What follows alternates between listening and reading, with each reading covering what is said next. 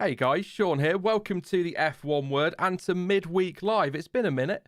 It's been a minute since we've done one of these. Hope you're all well in chat. I'm not doing the wazza. I was really tempted to come in and do that one, Gaz and Fluffy. Good to see you all in chat today. We're talking Albert Park changes. Now, if you tuned in on Sunday, you'll know I did the race reaction solo, so I didn't really get a chance to talk about this, and I think it lends itself to a discussion. So I thought we'd do that tonight. I've got Jonty with me to talk about that. We'll also have a word about a few of the teams and where we think they are after 3 races. And of course, as we always do, and we do get around to do these midweek streams, we'll take a load of your questions as well a little bit later in the stream. I'll come to you throughout as well. So yes, very much looking forward to this one. A nice chill. If you've never been to a midweek stream before, it is just nice and relaxed. There's not really any structure, and I don't have to worry about running through an entire field, which, it's not easy on your own. I'm not going to lie. Hope you're all well, though. Let's jump straight into it and say a very good evening to Jonty. Good evening, mate. How have you been?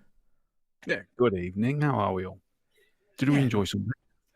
Yeah, it was all right. I mean, how did you feel about the race, actually? I'll throw it straight at you for that one, like it's a race reaction. It was okay, wasn't it? It wasn't anything spectacular, but I don't think it was any worse than we usually see in Australia. Maybe a little bit better in terms of racing action. Well, I'm sure we're going to get into that. I mean, it wasn't terrible. I quite enjoyed it. There was some great strategy going on throughout the field, not just Albon's Hail Mary at the end. What's a Hail Mary? And I'm pretty sure we're going to get onto that one, seeing as you're on tonight, Jonty. Few things to say about Alba's pit stop towards the end, but let's jump onto the track changes then, because I think we said and I think this is a point that needs to be made right from the start. We said in testing, didn't we, that we'd come to Australia and the question when we left would be, was it the track changes that made the difference? Was it the cars? Was there any difference at all? That was kind of where we expected to be, and here we are the Wednesday afterwards saying, was it the track changes? Was it the car? One of the few predictions we get right on this channel, which was nice for a change. So, I mean, the track changes on as a whole then, I suppose, is where I'll come to first, Jonty. What do you make of them? Because I sort of look at them quite positively before the weekend, and I thought that the removal of that clunky 9-10 chicane was going to be good, and it would improve the racing, and it might open up opportunities to 11, the way they've profiled that corner now. Widening of other corners was going to work. Is that kind of your take on it, or were you, because I know some people are quite negative about the changes? I actually don't think the changes helped all that much. I must be honest, because you've got to think we've got these cars now that can follow much closer. But then what they've done to the track is widening the corners by, in a lot of cases, trimming off at the apex. So it makes them faster corners. So faster corner means later braking, less braking, and on the power earlier.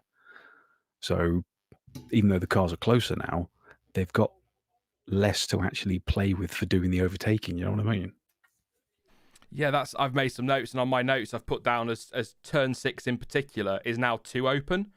It just looks like, for me, and I know they're not flat out. I know it would have been impossible to be flat out from the exit of turn 4 all the way to turn 11, because, I mean, that chicane anyway between 9 to 10 is super fast. But it does feel like it is just pedal to the metal from the exit of turn 4 through 5, bit of a lifting off through 6, and then flat out again all the way to 9 and 10, slight lift, and then you're not really doing anything until you get down to turn 11, are you? And I think that's what I mean when I say that I thought removing that original 9-10 chicane, where we didn't see a lot of overtaking, was a good thing. But I felt after this weekend that we actually weirdly really missed that chicane, because not only was that an overtaking opportunity, but it was also a place where drivers might make a mistake, and they were kind of on the edge on exit. I mean, we saw Bottas in the Williams a few years ago, didn't we? Sort of clip that. We've seen it many times, clip the exit wall as they start to run down that, is it a boulevard or whatever they call it, sort of clip that wall and get a puncture, and it's messed his race up. And that was always something about that corner. It added an overtaking spot and brought an element of risk. And I feel like that was, and I didn't think I'd be saying this, I really didn't. I feel like that was missed on Sunday. Yeah, I think it was. Yeah, the chicane that was moved, we didn't see, like you said, a lot of action there. So I don't really mind the getting rid of that. But what they should have done is tightened up. Is it 10-11? It's 9-10 now, isn't it? The super fast 9-10 chicane. now, Yeah. isn't it? Yeah. Yeah, they should have tightened that up. So we get this big, long, flowing run down. And then there is a proper braking zone where they can really get side by side. As opposed to just It's fantastic to watch. Don't get me wrong. That's one of the best places on the calendar for seeing just how fast a car can get around a corner. You really see them fly through there. F1 official channel, they put up just a little clip that was 4 seconds long as one of their shorts videos, and it was absolutely insane. But it's not for racing. They can't do anything with it. So if that was a bigger braking zone, it would offer up the moves and it would get them closer together through the faster last few corners now. Yeah, it's hard, isn't it? Because corners like that are spectacular, like you say, and you almost don't want to say remove it, do you? Because the cars do look incredible through there, but it's almost a case of maybe if they'd effectively shuffled the old 9 and 10 to where the new 9 and 10 is, if you want to call it that, would have made a lot more sense. And again, that's in my notes. I think we needed, and I think somebody on Twitter said it, was it? Somebody on Twitter said something similar about how maybe we needed a proper braking zone in there to encourage some overtaking, because we saw Sainz. I mean, that wasn't for an overtake. He lost it into that corner and he retired. We saw Magnussen cut the grass there. That's without trying to overtake. It's not a corner that you see. I mean, Perez on the outside of Hamilton was a nice move. It looks good, but Hamilton's not going to leave it in the inside there because he knows that's going to be a crash. So he's not going to do not start chat. Now that I've said that, do not start. 2021 did not exist. Yeah, so, he's not going to be wanting to crash in that situation. So it maybe looks more spectacular than it is, but you just don't see moves there either. So I completely agree. I think that needs to be tightened up as a corner.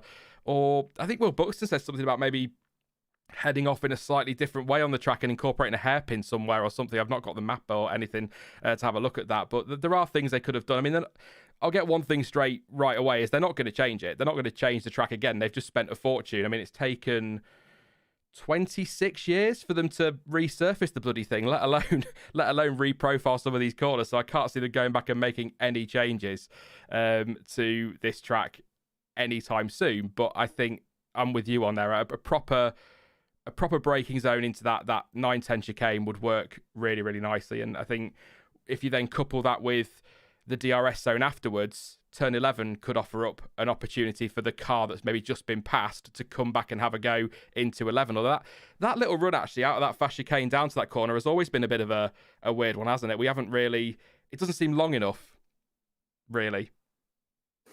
No, but it's also been a good one for the occasional opportunistic move that we've seen in the past. The kind of thing that Danny Rick and Alonso pull off. Just someone's slightly offline and they dive in. It is good for that. And the changes for the last 3 corners, not a lot. They've just opened them up a tiny bit, but that's worked really well because they've got them much closer onto the main straight. That worked nicely.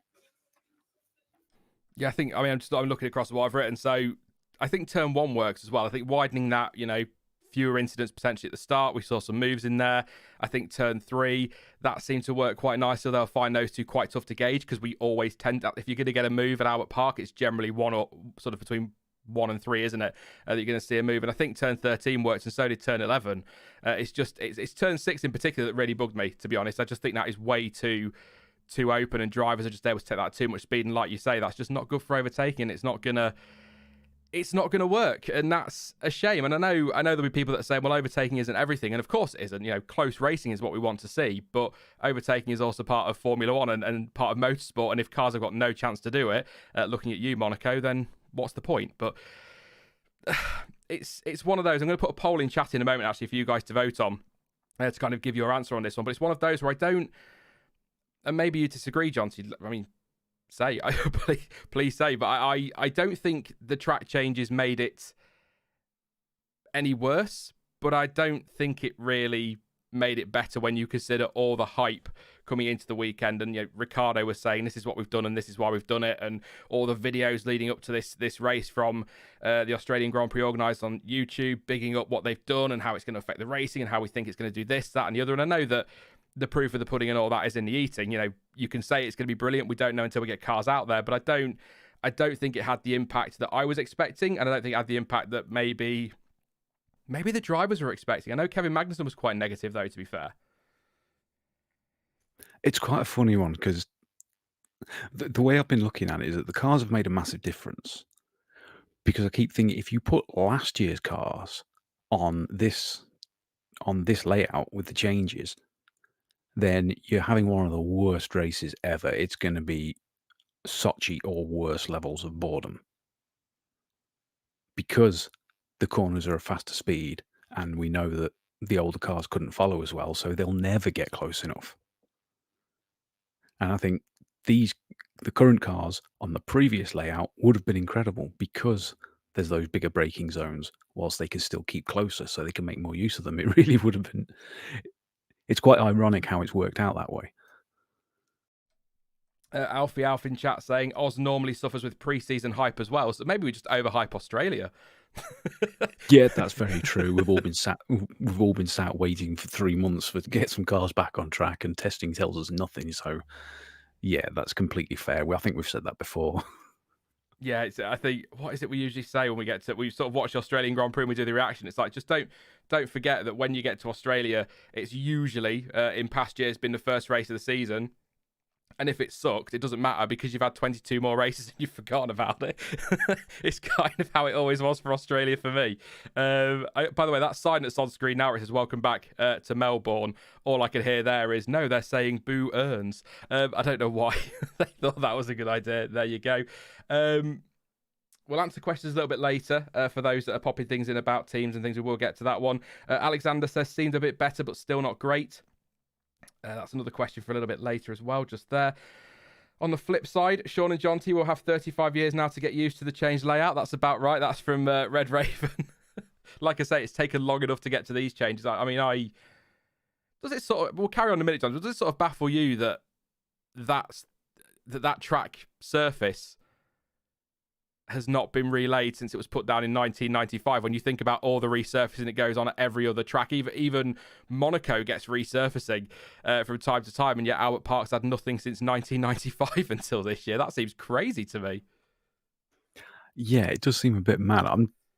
I have had a look to see if that is actually true, because it's called Albert Park for a reason. It is a city park. It's in use all the time for leisure, recreation. So I'm wondering if maybe some bits have been resurfaced in the past, but it does seem mad.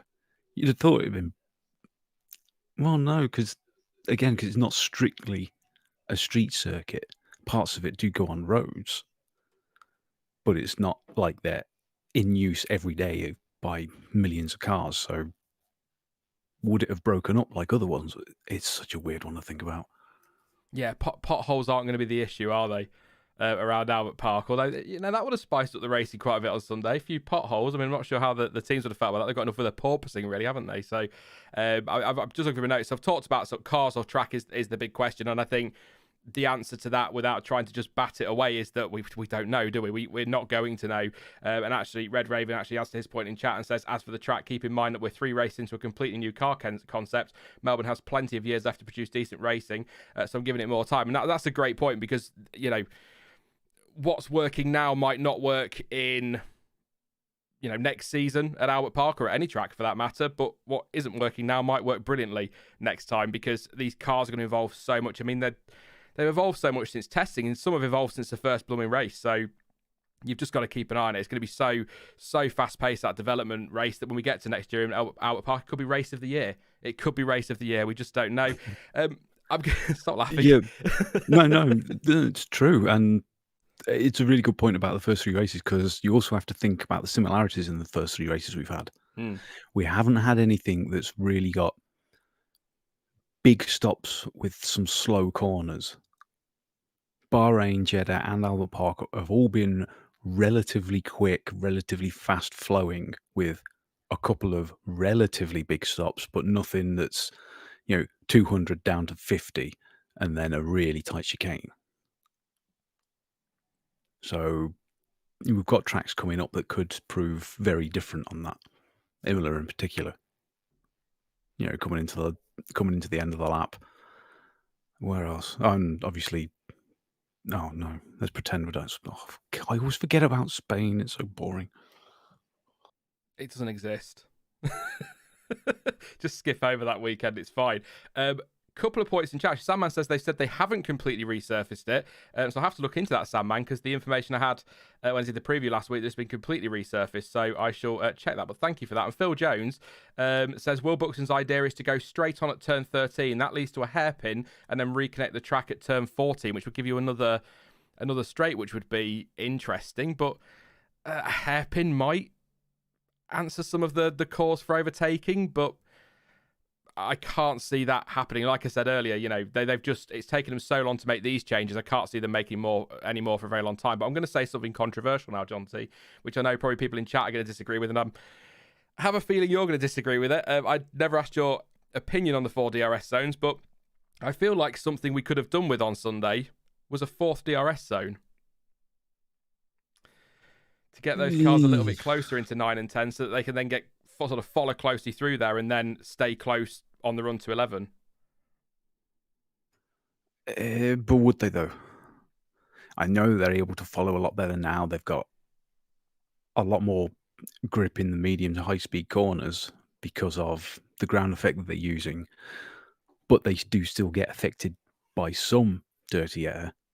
And if they get that close into into fast flicks like that, are they going to be able to stay that close? Or are they better being a little bit further back?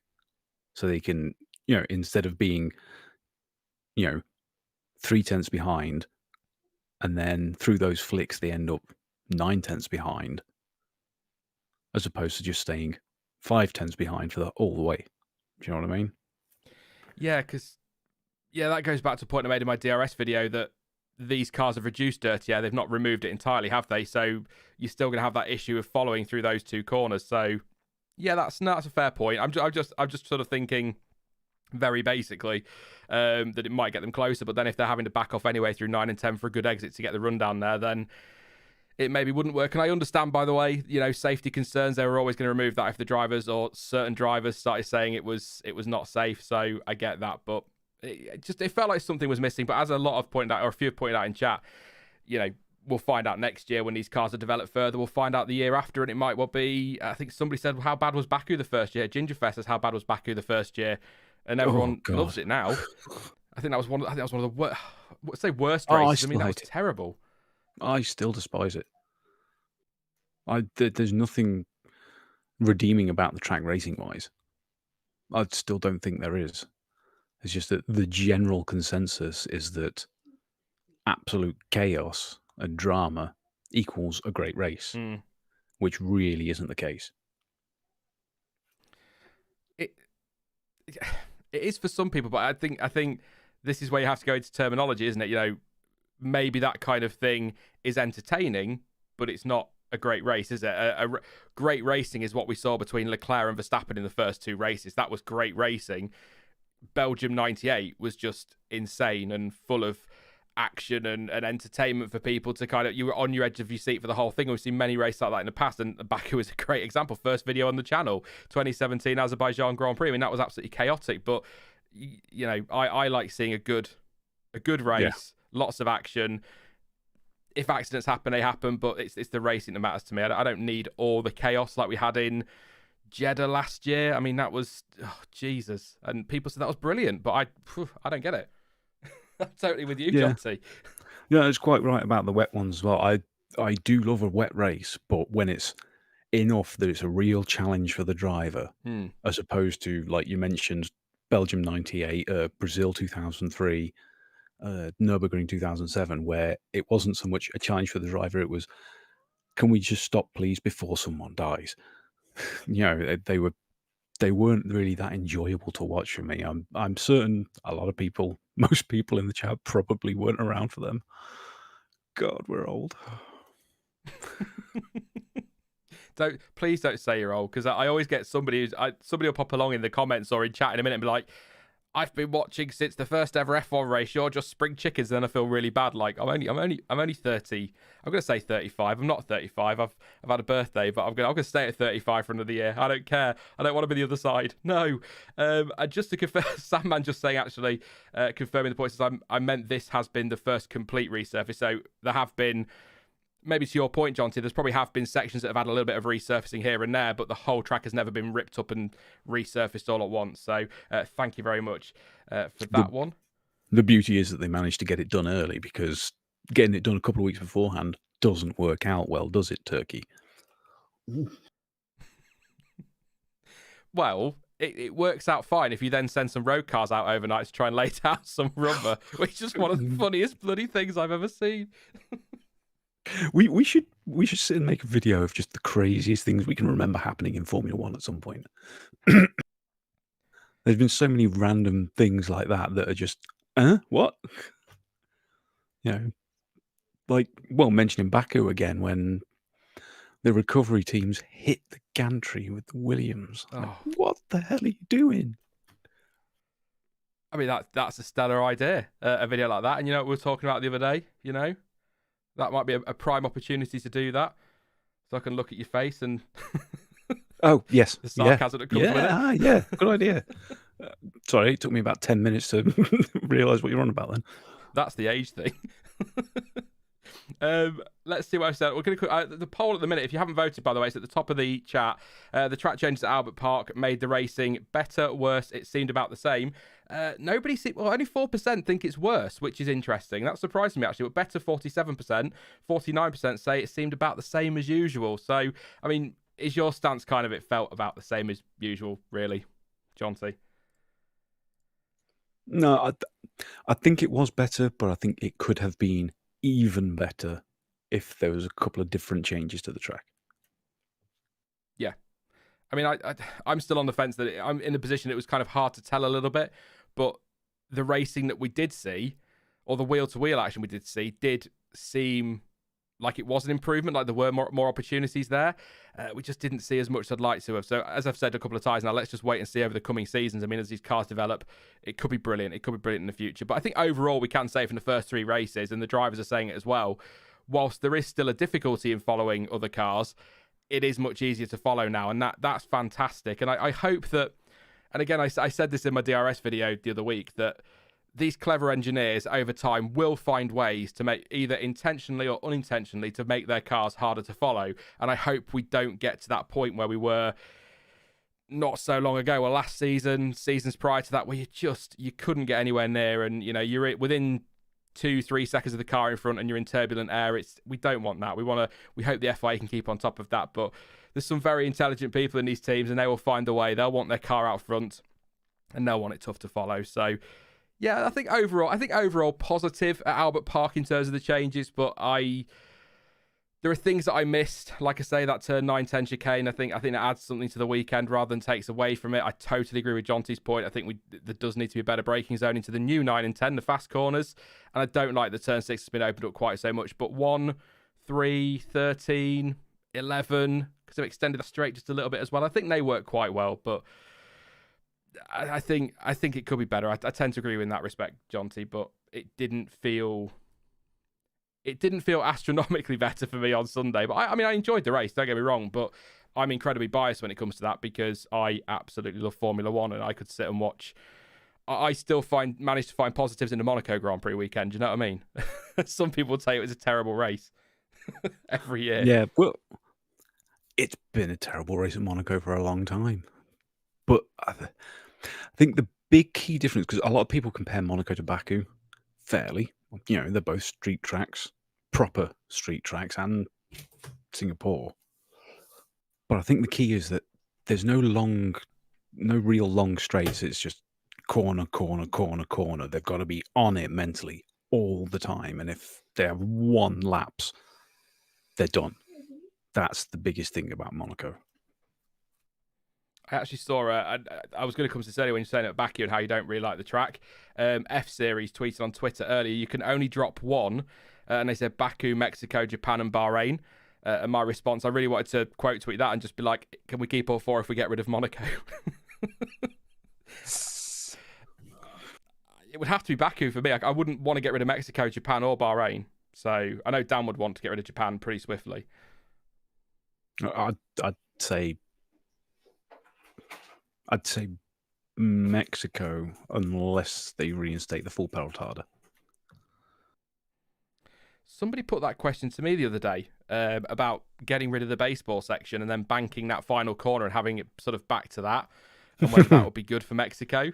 But I don't think they will, because I think that stadium section is kind of key for their spectacle, isn't it? They like that, and it gives opportunities, not really, but I suppose little opportunities. But that's a very, with respect to the series, that section in Mexico is a very Formula-y section, is how it feels, honestly, which is maybe a little bit harsh on Formula-y, but yeah.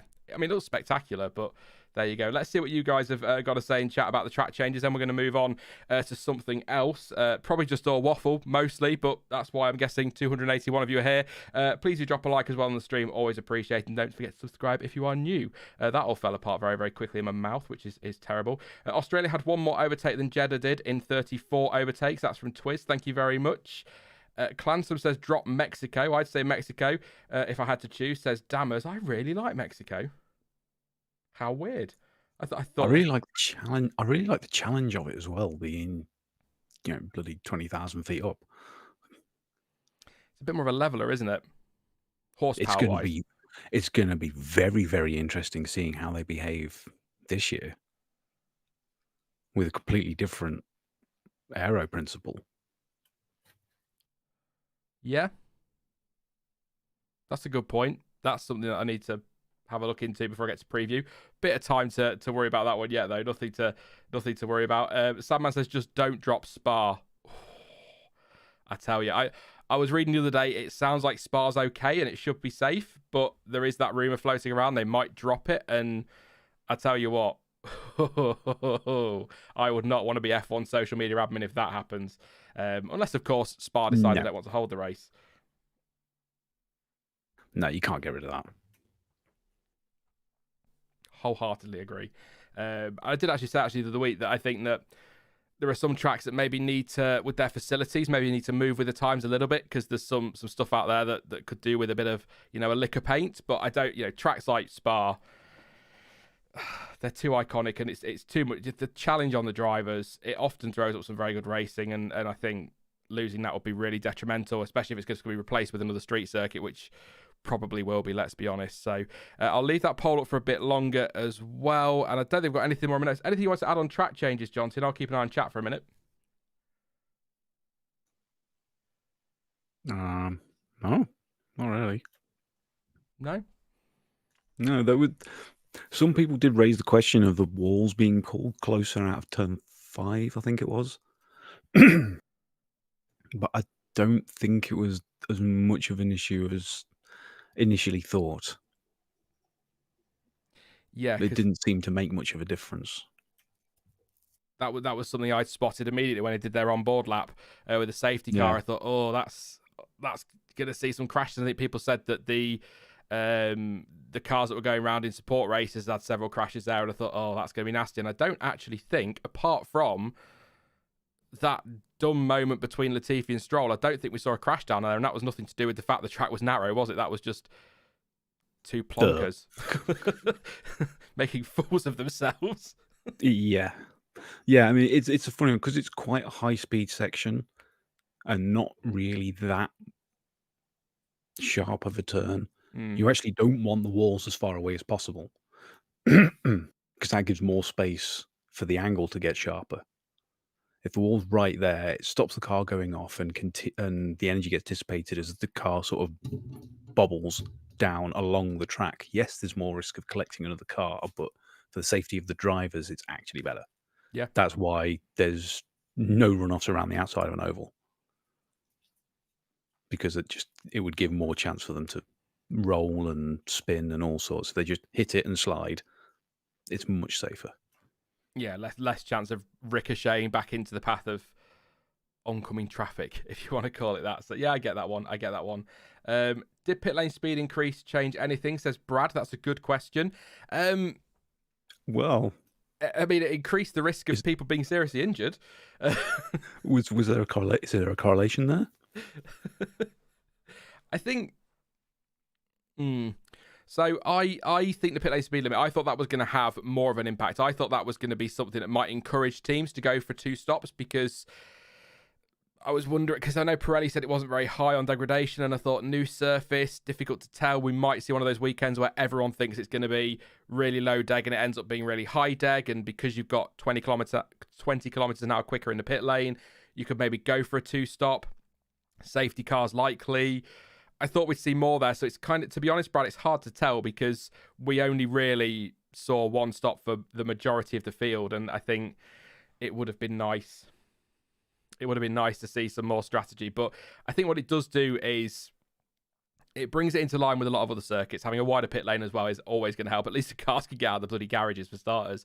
But what it also does is that as these cars hopefully get closer next year, and as the racing continues to improve, and maybe they do go with tyres that degrade a little bit quicker, we might see more various strategies in the future, but we didn't really get a good read of that. But I don't know if you all saw in chat, there was a moment in the pit lane on Sunday. First of all, I'm saying it again, kudos to Williams for that bloody strategy. That was fantastic with Alex Albon basically doing the whole race on one set of tyres and then pitting on the penultimate lap to change his tyre so that he doesn't get a penalty. Absolutely brilliant. It just got him P10 despite a slow right front, I think it was. So well done to them for that. Absolutely. That's what you've got to do sometimes. Take that gamble as a team that's towards the back of the grid, and it might pay off. Sometimes it doesn't.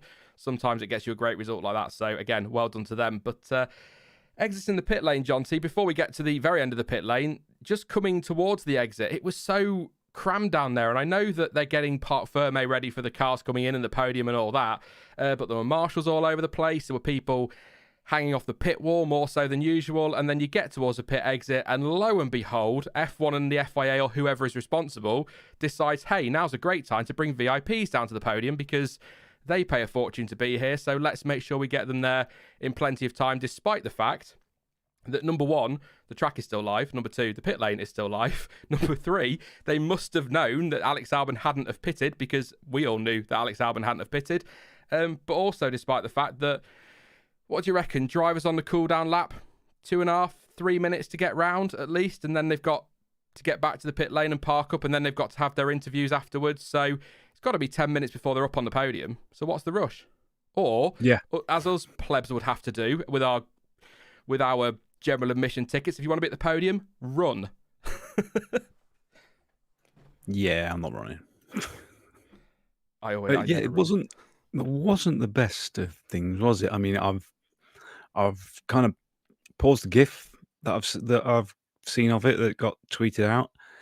There's approximately 45 people around that area at the end of the pit lane, and some of them, the last group that are just walking down, are about 4 feet from the line separating, pit boxes from fast lane. Yeah, that's still a car doing 50 miles an hour. I know it looks like it's absolute snail's pace because we're used to seeing them going down the track, but it's still 50 mile an hour in a car that is not got any kind of designs to account for hitting pedestrians like a road car has to. Well, this is it. Like you say, it doesn't look fast, does it? But it's still... I wouldn't step out in front of a road car. Like you say, it's designed to try and keep people as safe as possible if it does unfortunately hit somebody. But I wouldn't step out in front of a road car at 50 mile an hour. I wouldn't want to be anywhere near a Formula One car at that speed. The one job I would not want in F1 is the front jackman. I would bloody hate that job. It was just really bizarre for me in a sport that bangs on about safety every 7 minutes, and then they're willing to do that. And I know there'll be a lot of people that say, "Oh, well, nothing happened. It doesn't matter." Well, that's such a lazy argument, because eventually something probably will happen, and then the FIA will stop that. I hope that is a one-off. I've read that apparently it's quite a normal thing that on the last lap they take VIPs down there because they've paid to be underneath the podium for the celebrations, even though I think there's ample time. But also, why can't they get walk through the paddock? Yeah, get these VIPs to wait behind a team garage that's nearest to the pit lane in the paddock, and then when the cars are in and it's all sorted, then bring them through, because then they're basically right underneath the podium anyway. You just pick the garage that's nearest to it, just say don't touch anything in the garage, guys, and just walk them through, and there you go. I don't understand why walking up the pit lane was okay. And I know that we don't often get pit stops that late in the race, but you can't account for everything. You can't assume that somebody won't pit because you don't know for sure there won't be contact on the last lap. You can't assume that there won't be a clever strategy like that at play. It just seems really off to me, and I hope that now that's been seen and people have had a little bit of a fuss about it. I hope that the FIA say, look, you don't go out there until that track is completely done. It's not live anymore. Because bearing in mind that the checkered flag fell in practice and the track was clear, Sebastian Vettel went out on a scooter back to the pit lane and got a €5,000 fine. They were in the pit lane when the track was live. Yeah. Although what they're going to do, they're going to go fine all of the members of the public, the VIPs, $5,000 each. They so should. They so should. But then I'm not attacking the VIPs, by the way, because in their defence, they'll have been led there by somebody from F1, absolutely. wouldn't they? That's not on them. I don't think for a second you were saying that either, Jonty. By the way, just that's not on them. Yeah. You know. I would imagine it's someone in a hospitality position, not actually someone who's in control of. It's not someone who's a marshal or someone in race control or stewarding or anything like that. I would say for certain it's someone who is strictly operating in hospitality and they haven't even been watching the race. They just know, oh, this is the time it's supposed to be going on. They would have had notifications if there was a red flag extending the time or something like that. And then they would go to the fancy hospitality area and say, right, off, it's time to go to the podium. Come on, blah, blah, blah. But again, we're not in that position and we're sort of pretty hardcore fans. So in our mind, that doesn't really make much sense because we're saying, I'm not wasting 5 minutes walking down there just to be on the podium. There's still a couple of laps left. Anything could happen. That's true. What someone mentioned, imagine if there was a cool down room for Abu Dhabi last year. Imagine this happening for Abu Dhabi last year. Imagine you've got the VIP paid probably thousands, possibly tens of thousands for this kind of privilege. Yeah. And then the hospitality person comes up and says, right, come on, time to go to the podium. And as they're wandering along through corridors or, just along a path somewhere, all that shit's gone down. And you get there going, wait, what? Who's up there? What happened? Well, that takes me back to Dan. Last year, he was on holiday, so he'd watched much of the Grand Prix, and I think he was saying with about 15 laps to go, he couldn't watch it anymore on the plane. And he was like, oh, it doesn't matter because it's all done now. And then he got to the other end and was like, what the actual... Yeah. You'd actually be more annoyed if you were one of the VIP people. It's like, just look what I've missed. Just to go and see the podium, which would have been anywhere, because all they've done is get there and stand there for 10 minutes, like you said, because they've got to get out of the cars. They've got to go get weighed. They've got to do their interviews, then get to the podium. There's enough time. There's no excuse. I'm just trying to think. I think you're probably right. It probably was somebody from hospitality. Maybe that's Michael Massey's new job. Got that wrong, didn't he? I just did a couple. I want to read this from Black Hawk So because it's a very good point. It says, never mind the car hitting a person. I still remember Webber's tyre coming loose and hitting the camera off in the pit lane. So bad. That's all it takes, isn't it? A loose wheel. Yeah, that was horrible. And the worst bit was, I mean, again, what year was that? Was that, I want to say 15, 14? Trying to think. I can't.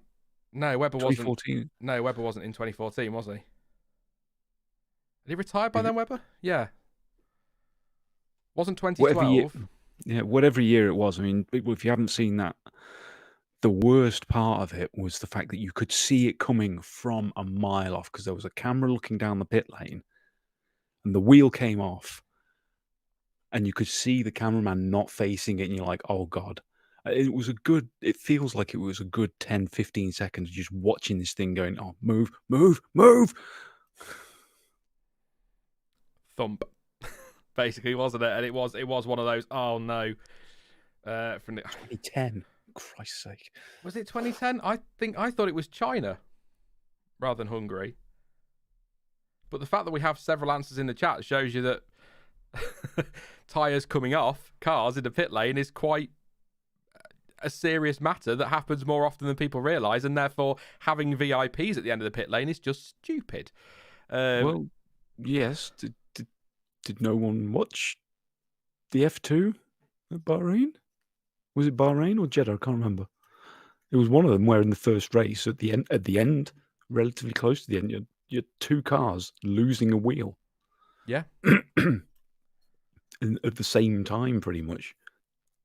Did you watch that one? You had a literal yellow flag in the pits because there was a car stuck diagonally across the pit lane I did see that. with only three wheels. Yeah. It's just the pit lane isn't a safe place to be. Yeah, I mean, and there has been crazy things happening. It doesn't apply now because we don't have refueling, but Singapore 2008, when you've got Massa dragging the friggin' fuel hose down the pit lane and having to pull in at the end. I'm totally agreeing with you. I'm nodding, but I haven't got a camera, and people are going to be like, Shaw's gone silent. I am actually nodding. Sorry, I'm just remembering random things. People keep putting stuff in the chat. I'm going, oh, actually, yeah, that's a good point. The poll. I'll end the poll now then. So the final results. Thank you to everyone that voted. The track changes at Albert Park made the racing better, 49%, worse, 7%, sorry, and it seemed about the same as usual, 44%. So only just coming out on top is better. But what is kind of really nice to see there is that it didn't make things any worse. So that's good. That is a positive in many ways. It doesn't sound very positive, does it? Well, it wasn't any worse, but a majority there, 5% majority saying that that it improved the racing. So I think we'll go with it improved the racing because I think much bigger things have been decided by much smaller majorities. So I'm happy to take 5% on that one.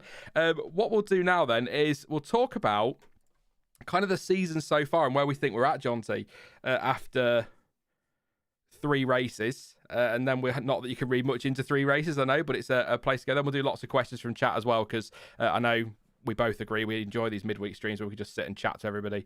A bit of interaction as well. But what have you made of the first 3 races of the year? I know you're on the Bahrain race reaction, and that was quite a spectacular Grand Prix between Max Verstappen and Charles Leclerc. But Charles has had a rather spectacular start to the year, hasn't he? Ferrari in general, actually. Well, yeah, it's been great. I mean, I would say we're still not really sure who's where completely. We know Ferrari and Red Bull are very quick. We know the Mercedes is quick, but they're really struggling to get the most out of it. But I think we're still going to have a good 3 or 4 races before we get a true idea of the full pecking order. Because there's been too many other things happening. You know, we sometimes say someone's had a stop-start beginning to something, but as it stands, Max has had a stop-start-stop beginning to the season. Can't imagine what he's thinking about that bloody car, or rather, the issues that keep happening with the power unit. That must be aggravating as hell. Yeah, because I think that, or my take is that I think Red Bull, it seems to just have in terms of pace. I don't know if it's just at Max's hands. In Max's hands, I don't know, but in terms of pace, it just seems to have a little bit of an edge over Ferrari when it needs it, but then it has these reliability issues. Because I mean, Bahrain, it was. I mean this with respect to Ferrari. In Bahrain, it was very much Charles's clever thinking with DRS that enabled him to keep himself in for the win and take that win. He was trying to do the same in Jeddah, and it didn't work, and Red Bull had the edge there. And it was only really Australia where I think Red Bull didn't have an answer for Ferrari. But for those first 2 races, Red Bull seemed to have a little bit of an edge. So for them to have a double retirement in Bahrain and then in Australia for another one, he's got to be frustrated. But I'm kind of very surprised that Red Bull are having these issues because the Honda power unit last year, obviously it's not Honda this year. They've still got their hands in there, if you like, and they're still involved in it somewhere, but it's Red Bull powertrains now, but it was one of, if not the most reliable units last year. So I'm so surprised to see that take a little bit of a step back. And it's what's also probably quite concerning is it's 2 different issues as well. It's not the same issue this time around. And Max has kind of come out and said that a few people have run with the clickbait headline Max rules out title chance. That's not what he said at all. What he's saying is right now there's no point thinking of the title because we're so far off. And he's absolutely right. There's no point worrying about the title. But Charles Leclerc's also said the same. He's had a great start, but there's no point thinking of the title. We've got up to 20 races still to come. Yeah, absolutely. It would be ridiculous of him to even consider it. It's ridiculous of Leclerc and Ferrari to think of it at this point. They just need to keep focused and positive on what they're doing and not make any mistakes. Which I know that's a lot to ask of the Scuderia, but they've done it so far, which is already a massive change. 2017, 18, 19, they would have thrown something in the bin by now, and they haven't. But Rebel really need to get on top of that because it wasn't just them. If you remember, we've had a couple of issues for the AlphaTauris as well. So if they can get that nailed, then this is going to be tight because I believe they've got more than enough space to pull it back. Yeah, I mean, Pierre Gasly's was quite spectacular, wasn't it, in Bahrain? But that wasn't related to the Red Bull issues, and then Tsunoda stopping before the race even got going in Jeddah. I can't remember what those issues were, but he had his problems there as well. So things aren't reliable at either team, but they do seem a little bit worse at Red Bull. So maybe they're pushing the limits a little bit more there. I don't know, but I think they'll have to get their act together because it is very early days. But if they can't get things sorted and they have another DNF in the next 3 races and Ferrari continue what they're doing now, then maybe they will need to look at it and say, oh, we're in a mess here. Because, I mean, I think Mercedes, you said a minute ago, Jonty, that the pace seems to be in that car, and I was really blown away by their race pace on Sunday. And it just shows that if everything kind of comes together for them, if the track suits them, if the car's working well, they're going to pick up some decent points, and they're going to be sort of in and around, aren't they? The top 3, they'll be there to pick up the pieces if the top 2 have problems, and they're going to be kind of 3rd fastest at the moment. And I do feel like once they get on top of it, if they get on top of it, they'll be right in there. And I actually saw an interesting point the other day on Twitter. I can't remember. It might have been, I can't remember who it was, but somebody says something along the lines of, we keep talking about when Mercedes get this right, what if they don't? And this is just what they've got for this season, and they'll start shifting focus to next year. Not in any time soon. We'll be a few races away from that yet, probably mid-season. But there is the possibility. Just because it's Mercedes doesn't mean they will absolutely smash it all of a sudden, does it? It looks like a horrible car to drive at times. That porpoising can be pretty horrendous. But then again, the Ferrari was as well. Yeah, the Ferrari was worse than we've ever seen it at Australia. It was really, really bad. See, the thing with the Mercedes is, I honestly do think they have already got it right in some respects. But it is that case of getting the setup right. They've made it so... They've been in that constant chase for more time, for more drivability and everything, and more power, the whole package. The margins get narrower and narrower. You get narrower margins of error on just machining the parts. Narrower. That's such a hard word to say. It is. Narrower margins of error on the making of the body. Every single bit is all down to those fine details, and they've ended up with a car that could quite easily have half a second on anyone else. But they've got sort of, if you think about a dartboard, they've got the bullseye and the 25 space to get the setup right, whereas everyone else has got out to the treble ring. That's the big thing. I've been reading a lot. I've heard a couple of things from staff at Mercedes saying it is that quick. Genuinely, we're not making it up. We just can't get the bloody thing to work right. Yeah. I don't know. I don't know. I'm just looking at the chat, and Beth saying there is a lot of ifs, and we're only 3 races in, so it's all still very if and maybe, which is true. But just back to Red Bull a moment, I think Are you surprised by that reliability? Is I guess the kind of question I want to throw at you. And I've just seen somebody in chat, I think it was Carmen, saying that it's the E10 fuel formula is really hard to get right, I guess. And Shell has just absolutely nailed it. So are you shocked by the reliability? Do you think it could be related to the E10? I don't know a lot about, I know what it is, but I don't know a lot about how that can affect things. But I mean, it's the biggest change, isn't it, really, between last year and this year in terms of how these engines operate? Yeah, it's perfectly reasonable call to say that. It could well be. And it would explain a lot of things because it's not just one Mercedes customer that's not great, and it's not just one Red Bull Powertrains team that's having it not great. They all seem to get some sort of those issues, some more than others. Reliability on the Red Bull Powertrain side and power on the Mercedes side. So it would make sense. And we do know, tinfoil warning, that it was Ferrari and Shell who were involved with helping the FIA to develop the requirements for this fuel.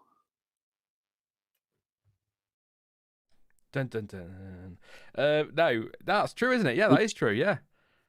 Yeah, and they're going to learn from something like that. No matter how tight they are with, you can't have this data, you can't have that data, they are going to learn something.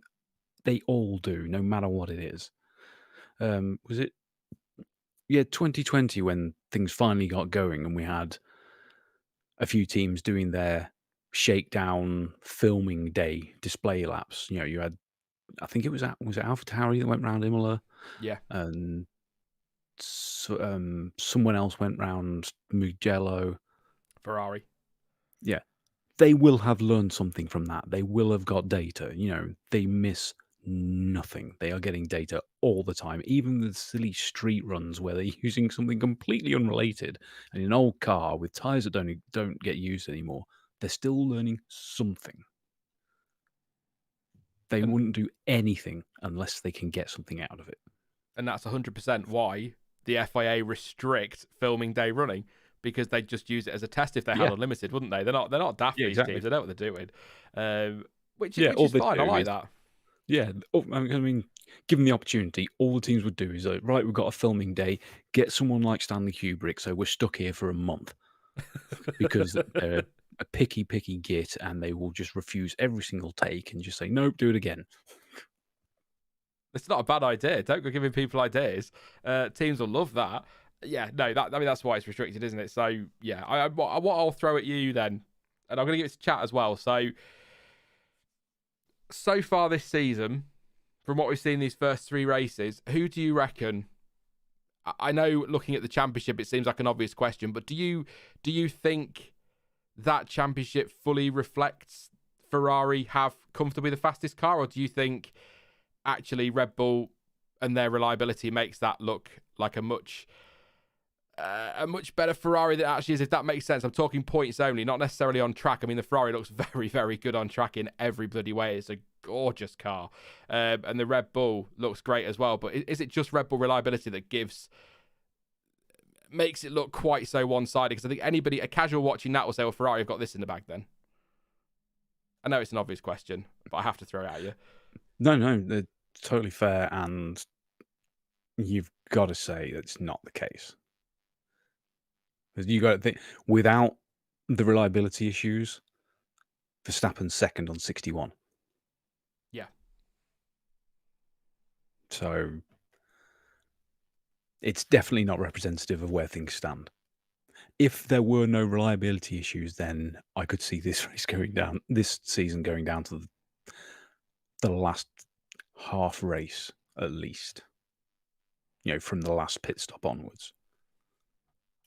Yeah, because it is close, and that's the point they just made about Verstappen and the points he'd be on without reliability problems, and that's all ifs and buts and all of that business. But there were people that came along to the stream on Sunday, and I saw it on Twitter as well. People going, "Oh, that's it, Ferrari won the title. Come back next year."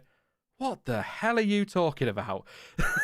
It's been 3 races of a 23 race season, and without reliability, it's neck and neck up there. So, not literally, but as good as. So, no, it's baffling to me. But I feel like Red Bull, and I saw Black Hawk So say that the Red Bull car is faster but way more fragile. And that's kind of how to sum up their start to the season: fast but fragile, quick but unreliable. Ambitious but rubbish. No, not quite that far. Not quite that far. So I'm gonna throw an even easier question at you now, Jonty. Who's got the worst car out there? This is a tough one, I know. Yeah, it's not all that difficult, is it? No. Or is it? No. Because I know you're probably going to say Aston Martin. Yep. But where's a genuine reference for its pace? We've got 2 races under a Hulk who did no testing in the car and were just thrown in just before the race. Out-qualified Lance Stroll in that first qualified session. Yeah, and we've got Stroll, and we've got a still, and obviously still pretty rough and weak from COVID Vettel. So no one's properly driven that car. And I'm sorry if that sounds like I'm being harsh on Lance, because I've backed him up quite a lot in the past, but so far this year, and quite a lot of last year, he's kind of showing himself up. He's, pretty much exposing what he really can't do. I mean, the thing is, I kind of look at Aston, and because of obviously the COVID for Vettel in the first 2 races, I thought, well, let's give them 5. Let's give them 5 races. Seb gets back in, gets back up to full health and up to speed, because he's always going to be a couple of races behind now, like you've said there, Jonty. But it was the things he was saying over the weekend, pre-crashes, how hard the car was to drive, how he was. I think one of his words, he was pushing the car too far, in the sense that he'd gone over the limit of what the car could do, but he expected it to be able to do more, and it's not an easy car to drive, and it's not a good car to drive, and when you watch the onboards, it doesn't look pretty, and that to me, Seb getting in that car, even having had 2 races out with COVID, he's going to spot that straight away, and it looks like he has, and that's why I kind of look at them as the worst. But I don't think, other than them, I don't think, a few people in chat saying Williams, I don't think Williams are necessarily the worst out there. I don't think I can look at the teams, and Alpha aren't anywhere near that. McLaren have got their act together at the weekend. Obviously not really a high braking track, or heavy braking track. Maybe that's why. Alpha Tauri are up there. Haas are looking good as well. There's not really anybody towards the back, and you just look at Aston and you think, if that car's that difficult to drive and you've had this bad start to the season, and I totally get your point on Stroll as well, and I tend to agree, and we have. I mean, I was saying to them on Sunday, to those that came to the race reaction, we've been accused of being funded by the Strolls. That's how much we've defended that guy on this channel over the years. We've been accused of actually being funded by Lawrence Stroll. But if he's in that car for the whole season, so if he's still having those problems and the car's not good to drive, the season's just going to be an absolute disaster, because Lawrence Stroll ain't going to boot him out and put somebody else in there if he doesn't improve. And it's very early, and I feel quite harsh saying that on Stroll, because it is only 3 races in and the car doesn't look good. But that's kind of, I haven't looked at the table and gone, oh, look, they've got no points, so they're the worst. It is just because of what specifically Vettel was saying over the weekend, and the way I know he's been ill, but the way his demeanour was, he looked really quite flat. And I've had COVID a couple of times, and it's bloody horrible. It really is bloody horrible, and you do feel crap afterwards, and nothing can cheer you up. But imagine having that, coming back to a racetrack and then getting in that car and just being like, oh, this is not going to be fun. Yeah, it must be so debilitating on your mental state, especially when Aston's testing wasn't that bad. It didn't seem all that terrible. They got fairly good mileage in. No representative times, because it wasn't from anyone. But it must be a nightmare. But I have heard unsubstantiated some reports, admittedly, that things at the factory are not sweetness and light. Mr. Daddy Stroll is apoplectic, I think is the word that both best fits his mood at the moment, because he has thrown everything at this. He's gone all in on F1 and with this team, and this is what they come out with after the first real big push of money from him. This is what I call a little bit of, I want to say, irony, because when they were Jordan, when they were Force India and Racing Point when Stroll eventually came in, they were a team that didn't have a lot of money before Lawrence Stroll got there, but always punched above their weight. I mean, I'll always go back to it. Heinz-Harald Frentzen, with better reliability, could have won the 1999 World Championship in a Jordan, for goodness sake. That team always punched above its weight and never had any money. Now they've got money, they don't seem to know what to do with it. It's kind of how it feels. I could completely understand why Lawrence Stroll is mad in that factory and why he's angry, because he's poured everything into this.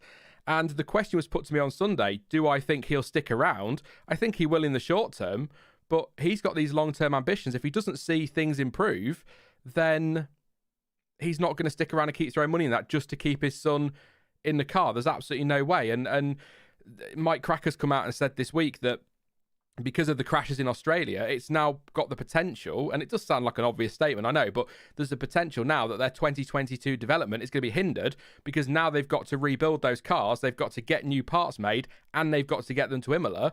So that's delaying their development for the season. So I totally get why he's pissed off, quite frankly. I can completely understand it. And this is another reason why I'm concerned for them for the rest of the season. If they're now having to build a crap ton of spare parts, what was it? 1, 2, 3, 4 crashes across the weekend in Melbourne. 2 for Stroll, 2 for Vettel.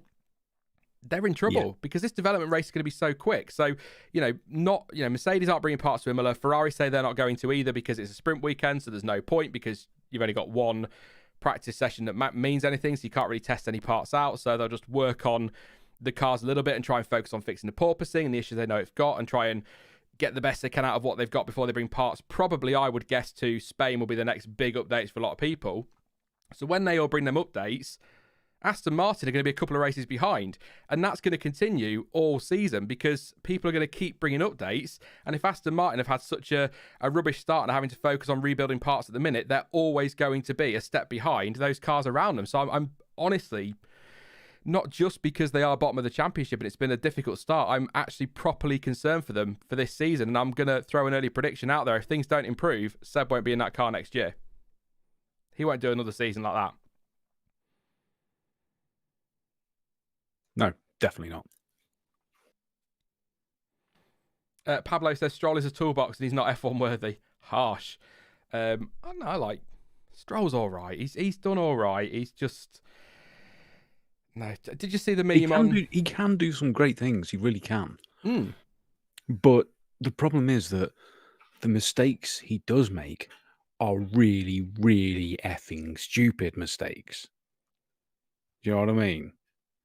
It's like he doesn't make them all the time, but he makes them more than most, admittedly. But when he does make them, they're seriously, seriously nasty and egregious. That's the problem. Thank you for your super chat as well, Pablo. That was a super chat. So thank you very much for that one. A few negativity messages is what I'm going to go with there on Lance Stroll. But yeah, I'm just worried about him, Jonty, to be honest. And I hope I'm wrong. Like I keep saying, there's 20 races still to go. I hope they get it together. But I know that there were concerns anyway about how management was being handled at Aston Martin. And that's why Otmar Safnauer had gone. His quote about... you don't need 2 popes, you only need 1. And yeah, it doesn't sound like they're in a great place. I hope it gets better. I mean, they are only 1 point off Williams, but at 1 point at the minute for Aston Martin does feel like quite a way away. And actually, having said that, I'm going to backtrack a little bit now and be a total hypocrite on that point. Back to your point on stupid mistakes. If Stroll doesn't make those 2 moves down the straight in Australia, he's got a shot at a point there with that clever strategy that Aston tried under the safety car, pitting him a couple of times to get rid of those mediums and get back on the hards and run them to the end. If he hadn't moved twice on that straight to defend against Bottas, he doesn't get a 5-second penalty. He's got a shot at top 10. Yeah, exactly. Yeah, totally fair point.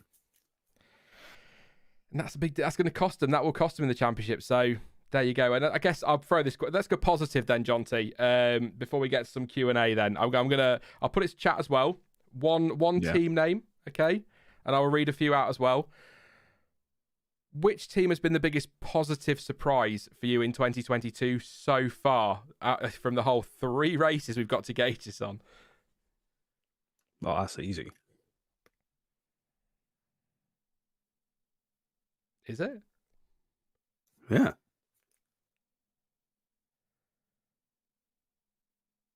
I'm sat here waiting now. You're going to say Ferrari, aren't you? No. No? Haas. Oh, yeah. They weren't particularly quick in Australia, but, Jeddah proved that Bahrain wasn't a fluke. And they certainly weren't a million miles away this weekend. I thought you were going to say Ferrari, and I was just going to say it's not Ferrari because I expected this. I don't mean to start banging that drum too early, but I did predict all this for Ferrari pre-season. I saw it coming. Yeah, and Alfa Romeo as well. In fact, there you go. Not a team, just the Ferrari power unit. Good shout. Very good shout. They've back to your conspiracy theory then.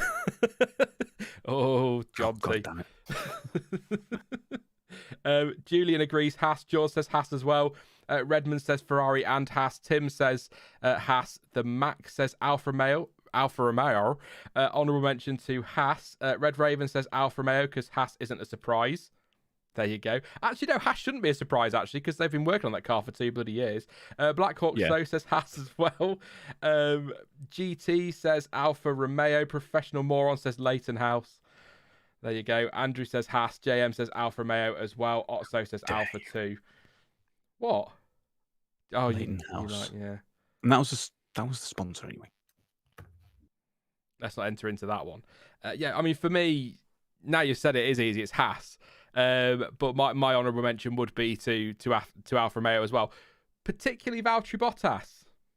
I must say, I don't know if you knew, Jonty, but I've given him quite a bit of flack on this channel for some of his performances, particularly the back end of 2018, which I will fight anybody who wants to, who tries to tell me that was an incredible end to the season or a good end to the season, because his back end of 2018 was freaking horrific in what was pretty solidly the fastest car come the end of the season. But there you go. Let's not go back too far. Otherwise, I'll be critiquing Schumacher's performance in 2005 or something, and then we're just going to keep going backwards from there. But I think he's actually, no. Again, no. He's done what I thought he'd do. He's got into a car that is going to fight in that midfield as team leader, and he's absolutely bossing that team. And he's doing actually kind of what I expected him to do if he left Mercedes, lead a team, take it by the scruff of the neck, and perform. And that's what he's doing. Yeah. The Mac just saying, what iteration is Valtteri on now? I was just saying, he's got to be, this must count as Bottas XP. At least. Last year he was Bottas Vista. I know, on the subject of iterations, I know Charles Leclerc doesn't like the Leclerc 2.0 stuff, does he? He's not keen on that. Well, it wouldn't be fair for him. He's not really sped up or slowed down. He's always been that good. He's just got a car that's more competitive now. I mean, he did a great job in his first season at Alpha. You will tell everyone, I'm sure, that you got a prediction right on his first season in that car. That's still that's probably still my craziest and best prediction ever. You all thought I was absolutely. I thought you were crackers. So what's your prediction? It was like, at least 10 points finishes for Charles Leclerc, and I was like, oh please, that'd be ridiculous. And didn't he get exactly 10? Yeah. I mean, I've followed Leclerc since just before his not his Euro, his Euro F3 season in 2015. I've been following him for a long time. I think it was 2015, something around there. And so sort of seeing him now isn't a surprise to me. And I think he was very good at Alpha. I think he hopped in that Ferrari and beat Sebastian Vettel, which I know maybe isn't Vettel at his peak, which is fair enough, but he still did it, and that's still an incredible achievement. And then he lost out on points to Carlos Sainz last year, but I will still argue with people that I think out of the two, he was the better driver and just got unlucky. I mean, Silverstone could have won it. very close to winning that one. He had, looked to have Monaco podiums should at have times. won it. Monaco probably should have won it, yeah. I'd say would have won it if the car hadn't have... or if Ferrari had just checked that car properly. I'm still mad. Just take the drop. Take the goddamn drop. Change the sodding gearbox. It was the drive shaft, wasn't it? Was it right rear drive Yeah, shaft or something? They're not right rear bothered to drive check. shaft. They just assumed it would be okay. Crazy. Thank you to Shantali for the super chat. Says car. Absolutely. Yeah. Maybe is that your surprise of the season? The car in general, that the 2022 car is working? Maybe. I don't know. Yeah, it's not unreasonable. It's certainly... I mean, forget the racing. They look beautiful. Yeah. Well, this is one of the ironic things about the Aston again, because it is in with a shout of being the best looking F1 car, not just in the field today, but probably of the last 15 years. Let's be honest. Do you want another question then? Seeing as that was too Oh, easy. I've got one for you in chat as well. Oh, go on then. I love it. Give me a question. Well, I'll throw this at you, and then you can waffle with it while I nip off and grab a drink. I can still hear you. But what race, what track do you think we're really going to see these cars make the biggest difference? Because Bahrain, Jeddah, Australia, they've been good, and we've seen the improvements from them. But what track are we going to get to where it's really, really clearly obvious that these have made a big difference? You swine. I'm back in a few minutes. That's what they call revenge, I think. That's a great question. I'm not really sure, to be honest. I'm actually thinking Spain, which will be... I can almost hear Jonty going, what? In his kitchen now? What are you talking about? I could see it being a Spain, because I think we're going to see a lot of updates for the Spanish Grand Prix weekend. I think that's almost inevitable. They always tend to bring updates there anyway, so this year they're going to bring even more. We all talk about how terrible it is. We got a little bit of running in the winter with these cars, but not a huge amount versus what maybe we'd normally get. And this is going to be the first time we've seen these cars in whatever the new spec is around that track, and I think that might just open the race up a little bit. So I think that could be the one where we see the biggest difference. The first race we see the biggest difference with these cars, but I think you could probably throw some honourable mentions in there for maybe Silverstone. Could be one you could... I mean, I don't think Monaco's going to be anything. I'd be amazed if Monaco's anything. Maybe Silverstone. I saw a stat the other day from Motorsport Stats that apparently Silverstone's second or third lowest on the list of most overtakes over the last few years, or whatever it is. Like, barely any overtakes happen there, and we all big it up, so maybe that will improve it there. Maybe Hungary, although that's a bit of a weird track now with that layout. I'm not really sure. That used to be Monaco without the barriers. Now it's a bit too quick to be Monaco without the barriers. I'm gonna go with Spain. Alfie Alf says Canada. Sighted Canvas says Spa, maybe. Redmond says Monza. Julian says Monaco. I'm not sure. Or Monaco, definitely not. Red Raven says, risking Jonty scoffing at me, Baku. Shantanu says Singapore for me. The Mac says Canada, me thinks. And one more, if there's any, Abu Dhabi 2 says Otso. And Paul Ricard for Brad. Maybe Suzuka says Eamon. Silverstone and Suzuka. I definitely think Suzuka's going to show a big difference because it's got everything. Starts with medium to high speed sweepers, and then you've got a couple of fast ones, and then a couple of really slow ones, and then a couple more fast ones. It's going to be good. Baku isn't that unreasonable a shout, because you've got to think the end of the lap, sector 3, is relatively quick and flowing, where they need to be closer to get those runs down the straight. So that could actually be improved quite a bit. And I think you're right with Silverstone as well.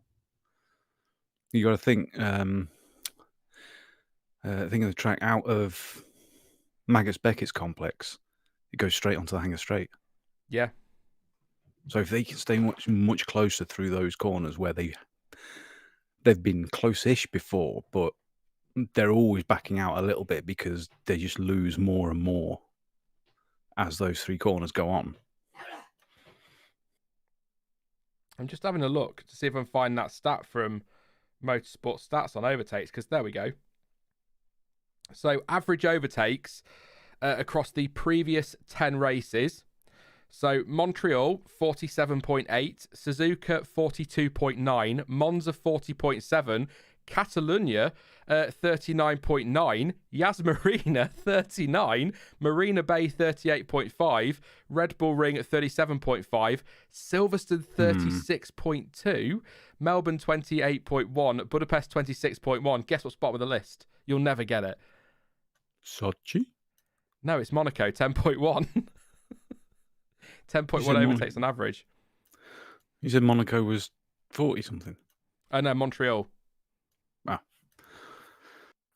That sounds like a lot for all of them. Is that including pit stops? No, but I wonder if it includes the first lap. But it's just average overtakes across previous 10 races. So I mean, Canada's didn't surprise me, because across 10 races, I mean, that takes us back to its last 10 races would include 2011, wouldn't it? Yeah. Yeah, where Button himself got about 90. At least. But I was just surprised to see Silverstone so low, because we big it up as, as fans, as such a great race, and we see lots of action. And I know 36.2 average overtakes across 10 races is very nice for Formula One, I'm sure, but I just thought that'd be much higher the way we talk about it. But no great surprise to see Monaco bottom of that list. I just thought I'd share that because I mentioned it when you were getting your drink there, but I thought it was worth a quick mention. So yeah, quite surprised by that one. 10 overtakes at Monaco. I think Redmond's just passed out with shock at the thrilling Monaco Grand Prix we've had over the years. Let's take some of your questions then for the next half an hour, and then we'll be wrapping up for today. We'll do these super chats super quickly. Thank you to Pablo, says car. Absolutely. Pablo again says Mexico is going to be fire out of that final corner. Actually, that could be, Oh, yes, all the way down to that first corner. I think that might be a bit too OP. Actually ties in a little bit to the question just before. What race will we see all teams overcome the porpoising? Well, Mexico is definitely a shout for not getting any porpoising at all. Is that because of the altitude? Yeah, just that much less air. It'd be an interesting one to keep an eye on. Although I do think we won't really see any in Monaco, because they just don't have the chance to get up to those high speeds. Yeah. Oh, you won't see any in Monaco. I mean, what's the longest straight there? It's the start-finish banana, isn't it? It's maybe out the tunnel. Yeah, out the tunnel would be. Don't want porpoising through there. But then it's be difficult in Monaco to tell the difference between porpoising and bumping, because that track is quite a bumpy one. It's not a smooth ride anyway, is it? But yeah, and I think, talking about Monaco, this leads us on quite nicely to our first question from Alexander. He says, with them adding a second China race, Qatar and South Africa, what goes? Monaco, for those who are wondering, their bosses have come out and been pretty clear that there will be a Monaco Grand Prix in the future, and it's not going anywhere, despite talk of it leaving the calendar. Spa was on the brink, apparently, but that has started to die down now, so maybe Spa stays. I think, if I'm honest, I think Paul Ricard's in trouble, which wouldn't be all that tragic if I'm being quite honest. But it's kind of tough looking at that calendar, because if you start to add all these races in South Africa, not confirmed, but it's sounding like that's going to happen now, with some stuff that's come out in the last couple of days. We're getting to a point where some of these classic tracks and fan favourites, we might lose them. One that could be at risk? Kota. I'd hate to see that go. With Miami and now Vegas coming in, and there has been reports in the last few years of there was questions about Kota being able to stay on.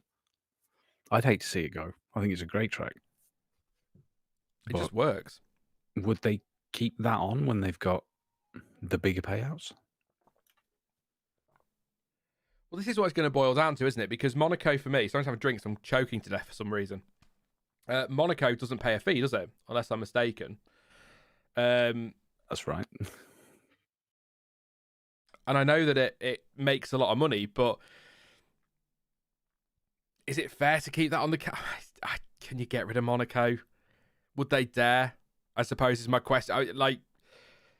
For the spectacle and for seeing those cars pushing to the limit in qualifying in particular, it's so special. It really is. Drivers at one with their car, flat out, low fuel, soft tyres around Monaco, right up against the barriers. Nothing beats that for me in terms of street tracks. I think it's phenomenal. As a race, it's crap. It's as simple as that.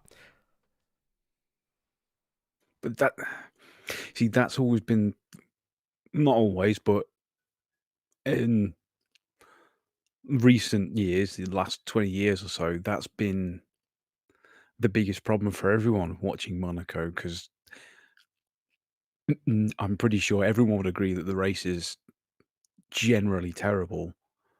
But at the same time, qualifying at Monaco is probably one of the favoured sessions of the entire season. It's definitely one of my favourite sessions of the whole season, race or qualifying. So, I wish they'd just do something with it. It's got the history. It's got that provenance. It just needs something to make it its own thing, as opposed to a race that's meh. The Do Monaco something with it. 100. People in chat going 100 laps of Monaco, no thanks. But no, the Monaco, I know people will be like, it just won't work. It's not going to happen. I know logistics aren't going to work, and teams aren't going to want to put cars out there if it's not a World Championship event. But make it the Monaco 100, non-World Championship event, retro liveries, make a massive fuss about it. I know they won't, and I know they can't, because it wouldn't be the World Championship and cost cap era and all of this business. You can't just go having a race for no reason. But that's what I'd do with it. Yeah, I mean, I've cited canvases saying one of the ones I've said, just do various time trial style stuff. Multiple different mixed up quali sessions and an aggregate score to get the World Championship points. Yeah. I'd love to see them have, instead of it's just that one Banzai lap, they got 5. So you got the drivers, they've got to be absolutely right at the very, very limit. Full maximum qualifying pace, 5 laps in a row with no mistakes. Then you really see who's the best. Pure driver test. Just back to that question, actually, do we know for sure that a second race in China is on the cards? Because I know that's like a massive market for them, and a lot of F1 fans in China. A lot of people tune in to Formula One, and with Zhou Guanyu on the grid as well now, that's quite a big, like I say, a big market to conquer. But at the same time, I sort of think a second Chinese race is fine, but we can't seem to get the first one back on the calendar at the moment. So I think, I don't know. I have no information at all. I'm speculating, pure speculation here. I suspect really F1's priority is just to get Shanghai back on first and then go from there. I don't think we'll see a second race in China anytime soon, but I wouldn't be surprised if they do go for that in the future. Like I say, it's a massive market, but I'm just looking at the calendar now. I mean, if you want me to tell you the races I'd get rid of straight away, I'm not going to give you the reasons behind them. You can work some of them out yourself. Jeddah goes absolutely straight away. Spain goes. Paul Ricard goes for the French Grand Prix. That's in the bin. I'd probably do away with we'll do away with Abu Dhabi as well. That would absolutely go. So that's 4 straight away. I would have to depend.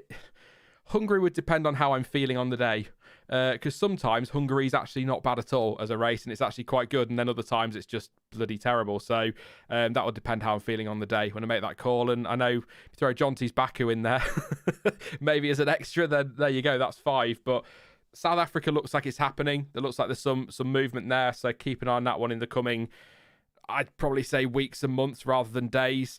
So we know that's happening. We know Vegas is going to be on the calendar as well.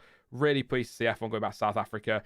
And I'm actually in the minority, and I'm actually very much looking forward to Vegas. I can't ever afford to go.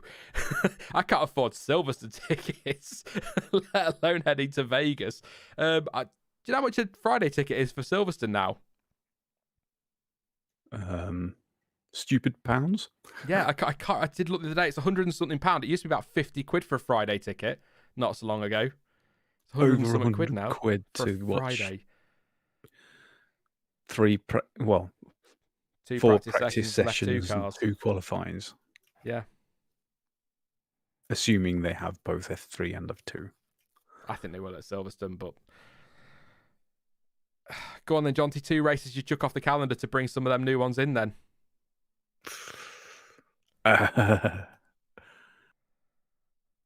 Saudi,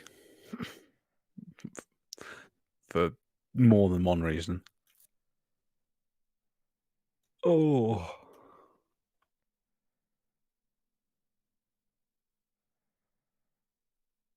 Zandvoort. Really? Oh.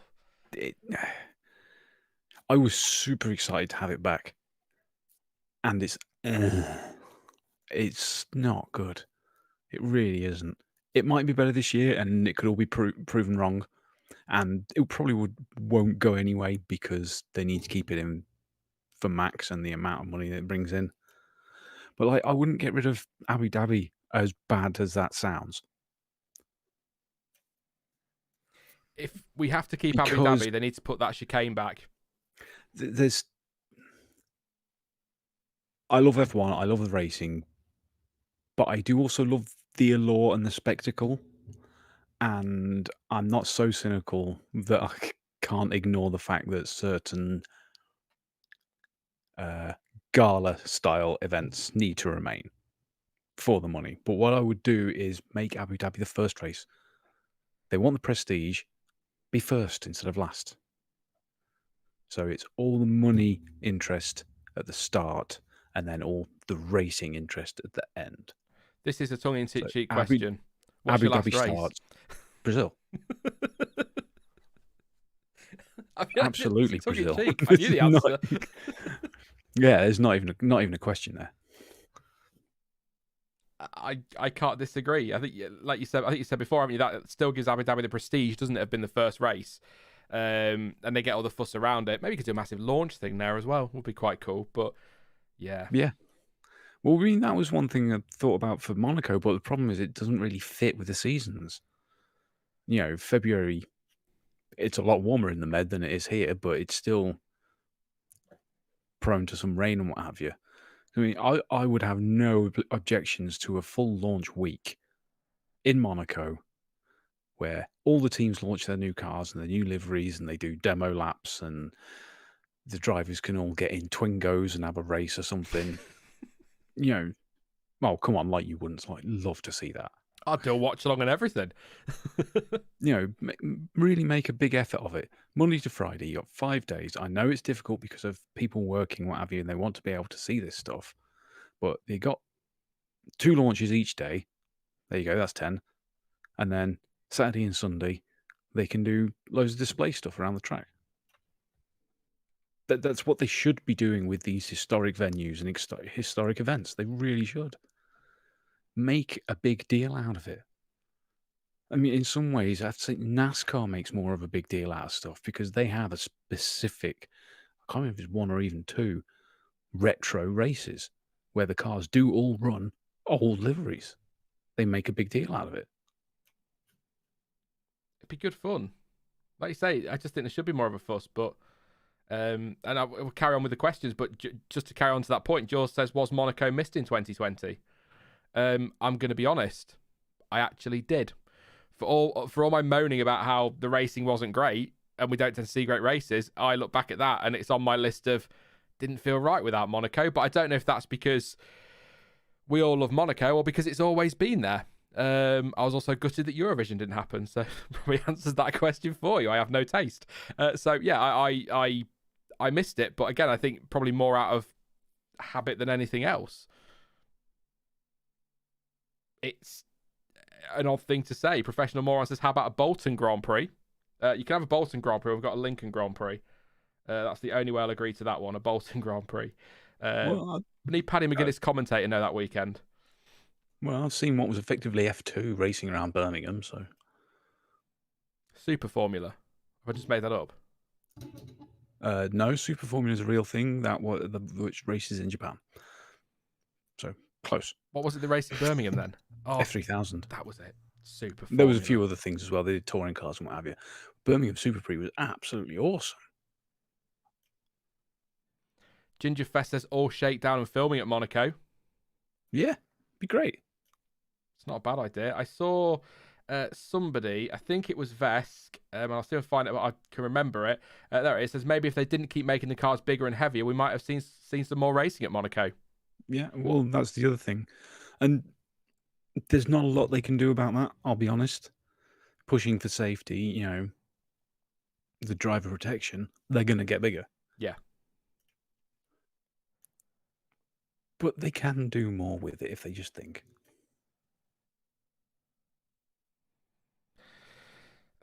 Although I wish I had the money or knew someone with a company to make some old style F1 cars that are modern safe.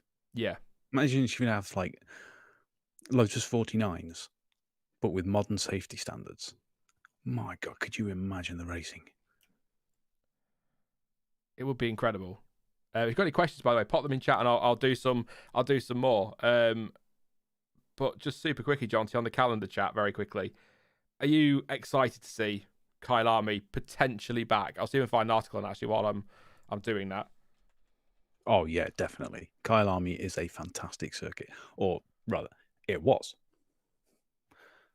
F1. It's been so long since F1 was there. It might not be as spectacular as I think. Was this 29 years since we last raced there? 93, the last one. I remember 92. That was the first one I ever watched.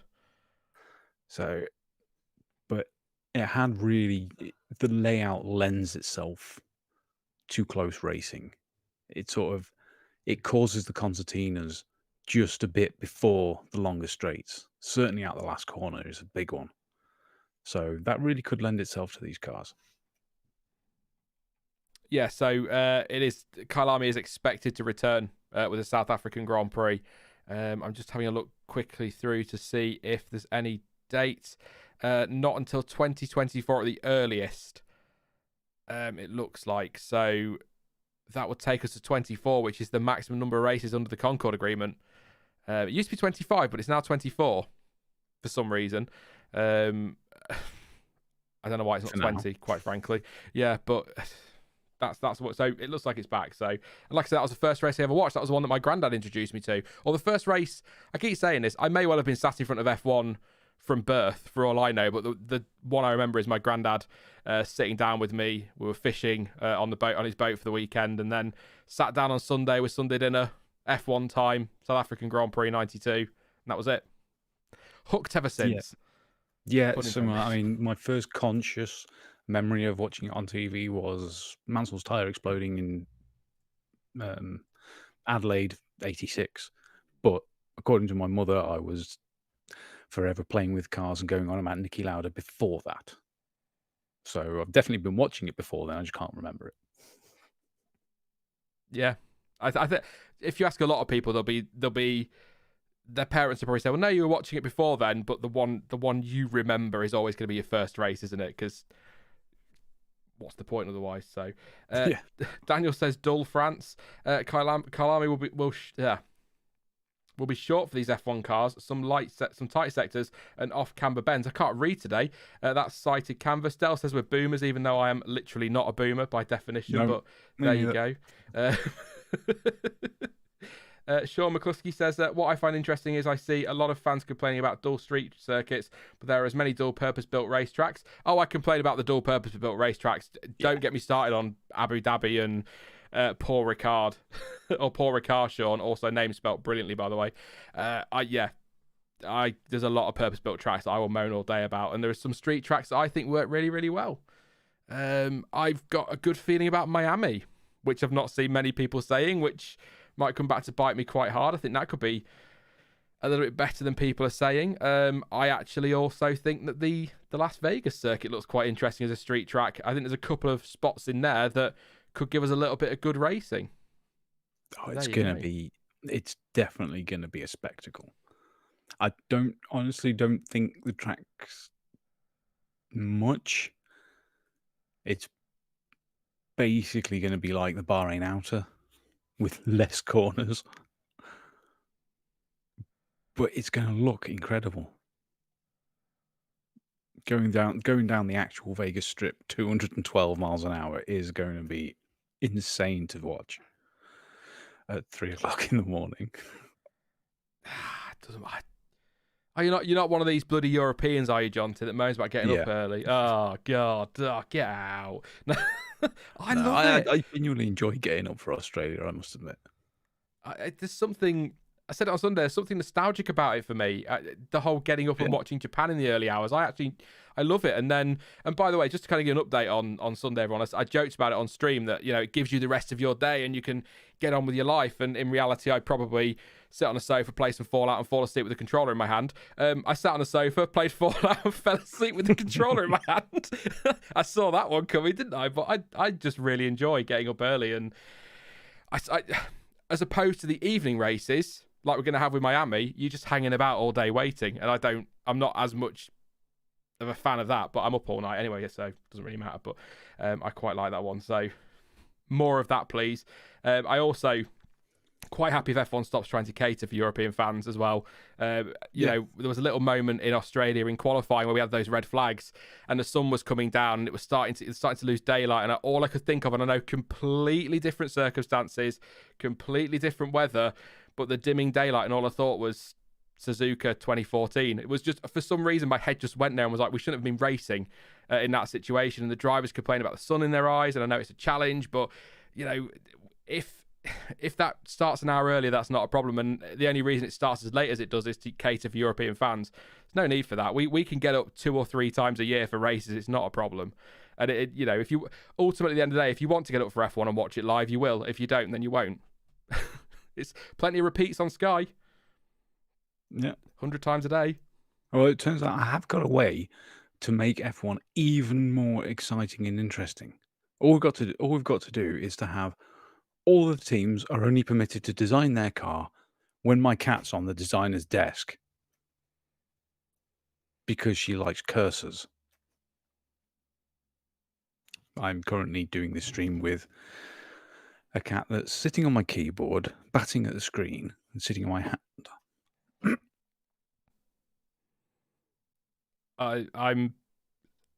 Mine's not as exciting. I'm choking to death. I want a dog. No, you don't. I do. I won't get it before you come. Don't worry. It'll be months away yet. Probably Christmas. I'll get myself a Christmas present. I've already named it. Not just for Christmas. Oh no, I'll keep it forever. I will find a way to keep that thing alive for the eternity. Get a rescue. Don't get a rescue. No, do get a rescue. Oh, we've always had rescue dogs in my family. Sorry, this has gone off tangent, hasn't it? Well, my fault. Sorry. The last family dogs we had, my parents went we had some weird stories behind family pets. It's like testing streams. What's going on? Super quickly. They went to the garden centre once to buy some mint and came back with a rabbit. So the rabbit was called Minty. And then they went once to. They decided that because we as kids were just like, we want a puppy, we want a dog. Kids. I wonder if Tomo's got a similar story to that because his dog's called Minton. Yeah, maybe. But they went off to get a puppy. There were 3 of us. They nearly came back with 3 and settled on 2. Yeah. Well, my cat does have an F1 link since she's a girl and I wanted to have some kind of link to F1. So Lola. That's cool. My dog's going to be called Monza. Name my cat after the crappiest F1 team there has ever been. Oh, I think Aston Martin are going for that one now, aren't they? That was harsh. A few more questions then. I don't know how we ended up there. I blame that was all Jonty. Yeah, that was totally my fault. With 167 layouts, how can one for Paul Ricard not work for F1? Says Phil Jones. Exactly. It's amazing that they can't get that one. Jaws wants to know, do we think that Porsche and or Audi will enter F1? I don't. The reports seem to be all over the place. It sounds as though Porsche are going to tie in with Red Bull. That sounds pretty much a done deal, and Christian Horner was waxing lyrical about them at the weekend, so generally points to when Christian Horner's doing a bit of arse kissing, it tends to mean something's pretty good there. And I think that they're basically waiting now, Audi, on what the 2026 regulations are, which is around the power unit. And if they get rid of the expensive MGUH and the cars that the engine's a bit less, or power units, sorry, are a bit less complex, then they're going to come in, and it sounds like that's the way F1 wants to go anyway, or the FIA want to go. So it sounds like Audi are going to come in, to buy a team, is what I understand, and Porsche are going to partner as kind of like power unit supplier for Red Bull, or maybe rebadge whatever the Red Bull powertrain's power unit is at that stage. But that's kind of where we're at. So not as independent teams as such, but Audi might buy a team. The McLaren thing apparently has fallen through or isn't going ahead. So it sounds as though, and it's all the talk came out last week about this, that Aston Martin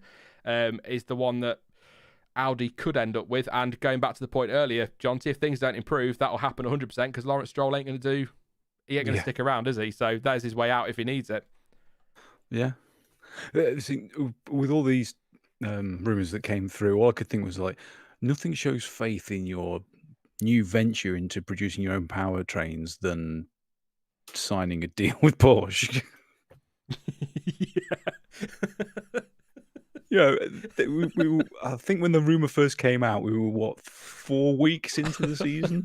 Possibly less, 3 weeks after the first race started. And then they're going, oh, that happy with the new engines, are they? So happy they're going to make a deal with Porsche. That's a good, okay. I've not thought about that. That's a very good point.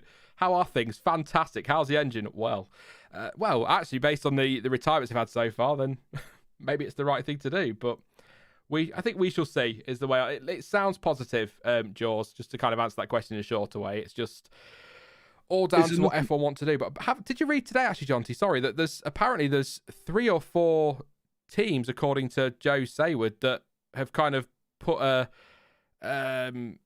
sort of said to the FIA or somebody we'd like to join. I think there's obviously Andretti, there was a team from Monaco, there's somebody tied to F2 and another one that he's not willing to name at the moment, have said they're interested, but none of them have done enough to encourage the FIA to open up bidding, if you like, for another team. So there's the interest, I suppose the larger point there is that the interest, if you look at Porsche and Audi, 4 teams wanting to join the grid, it's really positive for Formula One. And actually, things like, as much as it gets criticised, Drive to Survive, the championship fight last year, it's all really helped to kind of blow F1 up again, because I felt like F1 was sort of not dwindling, but it had gone to pay TV, the audience was down, not many people were talking about F1, Twitter was a pleasant place to be. Now it's an absolute hellhole, and everyone seems to be watching F1 again, so it's kind of blown it up, which is fantastic. I'm really excited and positive for the future of the sport. Yeah, quite right. I mean, the only issue there is that we couldn't actually. I'm sure there's places where we couldn't have that many. You think? Are there that many? Is there enough space for 14 pit carriages in Monaco? No, but if you get rid of Monaco, that's the problem solved. Well, it's true. Yeah. I think 12 teams. 12 is just right. Yeah. And could you imagine a 28 car grid? Oh God, no. 12. I think 12's right. 24 cars, but also, and I'm going to say it again. I know I've said this a lot lately, but I understand the FIA's reluctance in some ways, and I understand that teams are not going to want a smaller slice of the pie. I get that, but I think the worry is that a team's going to come in and not be able to cope and struggle financially, and they haven't got the credentials or whatever. Andretti has got the bloody credentials. I mean, that is one of the safest gambles you will ever take. That's a line that could come back and bite in a few years. Remember when you said this, Sean, and then Andretti go bankrupt after 3 races? No, I think that's one of the safest gambles you'll ever take. So that's my view. I'd say 12 teams is fine. Yeah, no, it is the sweet spot. Yeah, I definitely agree with that. You know, you could. People in chat might be right as well that there is a limit in the rules for how many there can be. So I think it is. Is it 24 cars? 24 or 26, one of the two. So we couldn't have 28, but you're right. I mean, Andretti, for God's sake, is probably the big. Could you make an argument for saying it's the biggest name most recognizable name in motorsport in general?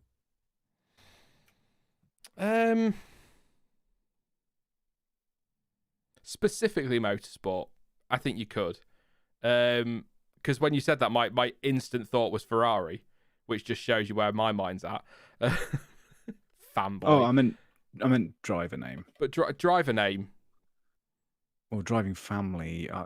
See, problem is, everyone knows who Andretti is.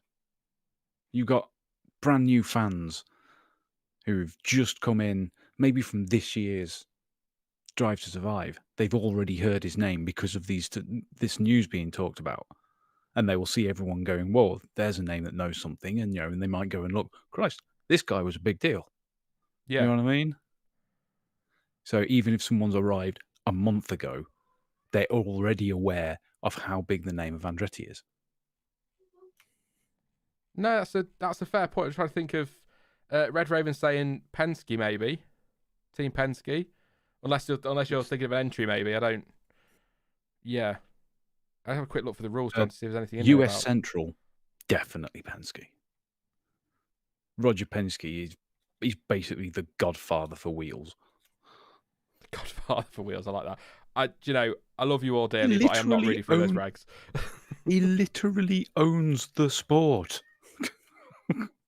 God's sake, he owns IndyCar and the Indianapolis Motor Speedway. I mean, you can't say someone isn't big when they own the sport they compete in. 26 is the maximum allowed, and there theoretically are 3 free garages in Monaco. Apparently, 26. Yeah, a lot of people saying 26. So that's what we'll go. Like I say, I love yours to bits, but I'm not reading through the regs. It's too late in the evening for that, and they're too long, and they're so. No, I love the Nutella's idea. Whoever's last in the championship by Monaco has to have a tent garage. Nice. Back to F2 for you. Few more questions then, and then we'll wrap it up just before 10ish. Jay Starship, thoughts on Imola, expectations. I mean, first of all, as you will all know, I bloody love that track, so I can't wait. I know a lot of people don't, and they think it's going to be dreadful, that it's dreadful and it shouldn't be on the calendar and it's too old school and it's too tight and twisty and all this and doesn't give us great racing. But there's something about Imola that's special to me, so very excited for it. In terms of expectations, this first part of the season is really difficult because Bahrain is probably the most representative track we've been to. Saudi Arabia wasn't. Australia wasn't. Imola, I don't think will be either. It's not going to be... Miami won't, but it's not until Spain until we get another track where we can kind of go, yeah, this is a bit more representative of what we'll see. And then you go straight to Monaco. So, bit of a weird one. But I am... And that's even before we start getting angry about the calendar itself. Oh, don't. Baku to Canada in a shot. Oh, don't. Anyway, I'm confident... And I'm going into this one confident that Ferrari are going to pick up their first win at Imola in 16 years, off the top of my head. I'm going to check it. Schumacher, 2006? Used to be San Marino Grand Prix, didn't it? 2006 or 2005? Last Ferrari win was 2006, Michael Schumacher, which would be 16 years ago. Oh, wow, we're good. Oh, God, well, you actually got that. 2006, yeah. Bloody hell. What do you reckon, Jonty? Or do you think, is that the one that Red Bull are going to bounce back at, do you think? No, I'm thinking that's probably going to be the one where Mercedes bounce back just to annoy Ferrari. In their backyard. Yeah. I'm feeling good about Ferrari this season as a whole. I think I've already said, but that's kind of my expectation for Imola. We'll see Ferrari's first win there in a very, very, very long time, and the crowd will go absolutely berserk. I mean, Imola will be special if they win, but could you Monza? Oh my God, that'd be just amazing. I might even have to try and force myself to go to Monza that weekend if Ferrari do end up dominating this season. That would be just such an incredible atmosphere. I sound like such a Ferrari fanboy, don't I? It's painful. Well, there's the old saying of everyone's a Ferrari fan. Yeah, whether they like it or not. But that's definitely one of my, F1 bucket list items is Monza, just to experience the Tifosi. And if Ferrari were to win, that would be something else. But you tend to see that kind of mad atmosphere from them, no matter who wins. Yeah. We're not expecting many updates at Imola, so I don't think we're going to see a massive shake up of the grid or anything.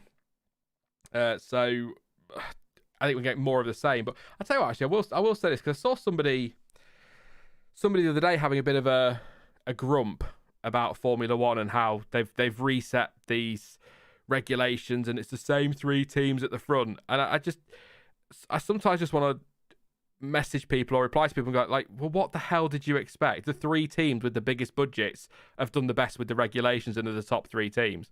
They've been the top 3 teams predominantly for so long because they are the richest and because they are the best at what they do.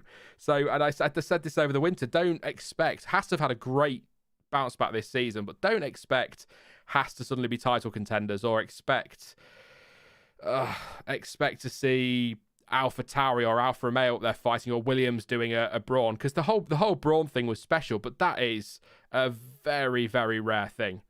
That is a very rare thing. Yeah, but you see, I was going to bring Brawn up as well in response to that point, that people seem to forget or not look deep enough into things like that. Where, yeah, Brawn seemed like the ultimate fairy story. But you've also got to consider that they got 2 proven drivers. And the guy who took over wasn't just some nobody or what have you. This is Ross Brawn. This is the architect of Schumacher's dominance. Senna on the brain there. You know, this was the guy who built that with Michael and the one behind it all. So in some ways, it was almost expected for Brawn to be at least fighting for wins or at least fighting for podiums. That's to fair, consider that it came completely out of nowhere is a bit naive, to be honest, from some people who we all follow on Twitter. We should probably know better. You've also got to consider as well that, I mean, Ross Brawn was already there, wasn't he? And they were working on that car for a long time before Honda decided to pull out. I mean, that 2008 Honda was absolutely horrific as a car, and they'd very much kind of, maybe they had, I would find some articles at some point, maybe they had written it off. I can't remember if they had officially turned around and said, we're not focusing on 2008. We're doing what Haas have done basically in 2021, write that season off and put full focus on the new regs. So then when Honda decided to pull out, because I seem to recall, so it might have been Ross Brawn, it could have been a Jensen Button saying that they were really shocked when Honda decided to pull out because they put so much time and effort and money into that car with the new regulations that they thought they had a great shout. So why did they decide to pull out? It all sounds very familiar, doesn't it? Why have Honda pulled out of F1 at the end of 2021 when they were fighting for a championship? Yeah. But it's kind of weird. It shouldn't be a surprise, really. That's Honda's thing. Yes, Cited Canvas. Brawn bought the team for £1. Red Bull did, didn't they? Bought Jaguar for about £1. Yeah. But it really is Honda's thing. It's like, how have they got this knack of leaving when they're on top? It's the 3rd time they've done this. Let's say it's with Honda are weird though, because people go, oh, it's so sad to see Honda go, and you're just like, oh, they'll be back. And then they'll leave again, and then they'll be back, and then they'll leave again. It's what they do. Should we do some quick fire questions for you? Finish off then, Jonty. Michael Gott says, guys, do you think the racing this year is much better in reference to more overtaking, or is the jury still out? I would say the jury is still out in general, but I think from what we've seen so far, it's very positive. Yes, definitely. We're going to see some incredible races this year. I hope so. Sean says, will Russell and Bottas crash again in Imola? Do you know, actually, if they do, I wouldn't be surprised because they're more likely to be together on track than perhaps they should have been last year. People get mad at me over that one, but you know, Bottas should never have been fighting with Russell in the first place at Imola last year, but this year they're kind of in around about the same place. So maybe, but I hope not. I'd like to see a good race between them two, actually. Imagine if it's for the exact same position. Imagine if it's again Russell trying to overtake Bottas for ninth. It would be quite brilliant. It would be. Let's see what else we've got. Is the pace disparity this season that much worse than previous major regulation overhaul? Says Rambol. Well, that's a bit more than a quick fire question. Sorry, that's a really good question. Is the pace disparity this season that much worse than previous major regulation overhauls? I think it's closer. Yes, early season. Definitely closer. If you think 2014, Mercedes were a second and a half. Yeah, they were miles away. They were gone. Brawn started the season with a really massive advantage in 2009, which was the last, I would say, major. I know we had, the major change in 2014. We had the stupid tweaks that should never have happened in 2017, the knee-jerk ones. That's, you sort of go back to 2009. I think it was closer. A bigger gap than it is now. So I actually think they're actually closer, or at least we haven't got one team. Ignore the championship. Look at the races as a whole, not just the championship. We've not got one team disappearing up the road. Although I think some experts worked out that without safety cars, Leclerc would have been 25, 30 seconds up the road pretty quickly from Verstappen. Yeah. But generally speaking, we've not got one runaway team in terms of outright pace, have we? No. The way I like to think about it is just with the Ferraris and Red Bulls, if something goes to pop, or someone has a really, really bad strategy, really bad pit stop, something like that, there are multiple teams in the midfield who are close enough to cause them problems. That's what highlights how much closer it is for me. It's a good point. They can't, it's not like they've got a pit stop and a half in hand where, oh no, this wheel took 10 seconds. Doesn't make any difference. If that happens now, they could be losing 5 or 6 spots. Did you hear that? What? I'm hoping after I had my tea, my stomach just made the weirdest bloody noise. Sorry if that came across on the stream. I didn't mute my mic and it just kind of went. It's like, no, it's too late for food now. Anyway, who gets the first win for Merc this season if they win, says Jaws. If they win, do you know, I am going to say Hamilton, because I think based on how the car is at the moment, let's live in fantasy land and pretend this running order is exactly the same all season. I don't think it will be, but let's say it is. Russell's had a really good start, and he is, at the moment, clear of his teammate in the championship. But I think if Mercedes want a driver to pull something special out of the bag when an opportunity to take a win is there, I think it'll be Lewis Hamilton. Hulkenberg. Oh, come on. It's not out of the realms of possibility with the way this season's gone already. I would love his first ever F1 podium to be a win, or his only ever F1 podium is a win. I mean, that'd be pretty cool, to be fair. Michael says, do we need more night races? I miss races in the sun. It was nice, actually, wasn't it, seeing a race in the daylight for a change rather than night races? Miami's not a night race, is it? That's day race.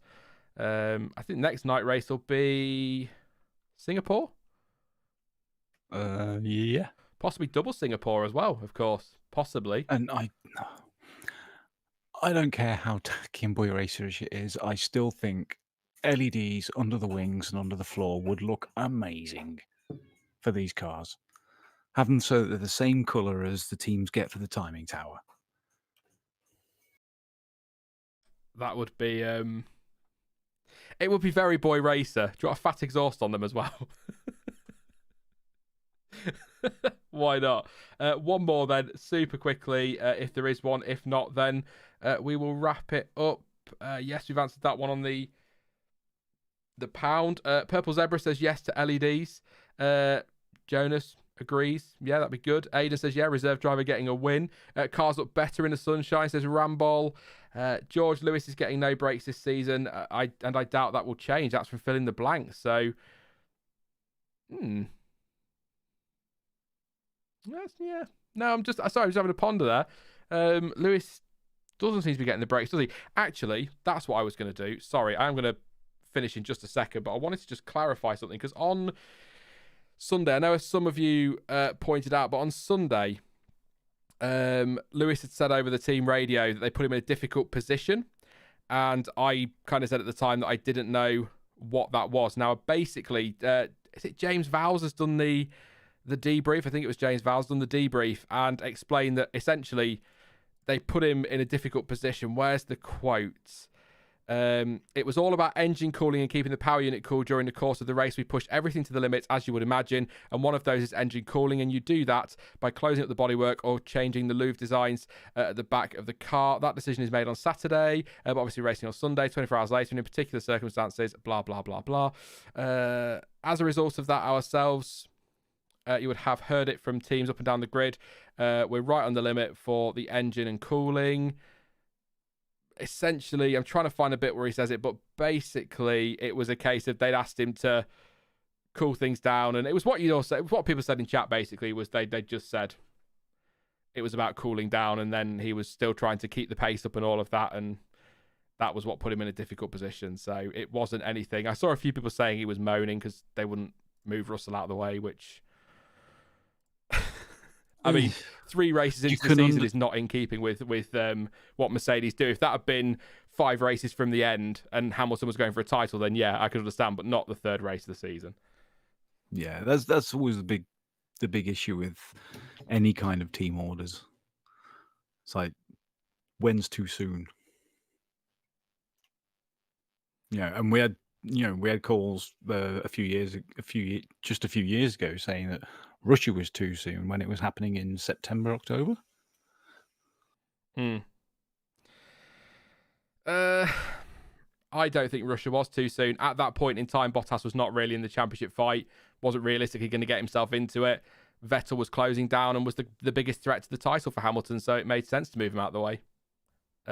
It's maybe controversial, I don't know, but if I'd have been in Mercedes' position, I'd done the same. As it turns out, didn't matter because he ran away with it anyway, so he didn't need the points. But if he'd lost the championship by a handful of points, people look at that and go, why didn't they move Bottas out of the way?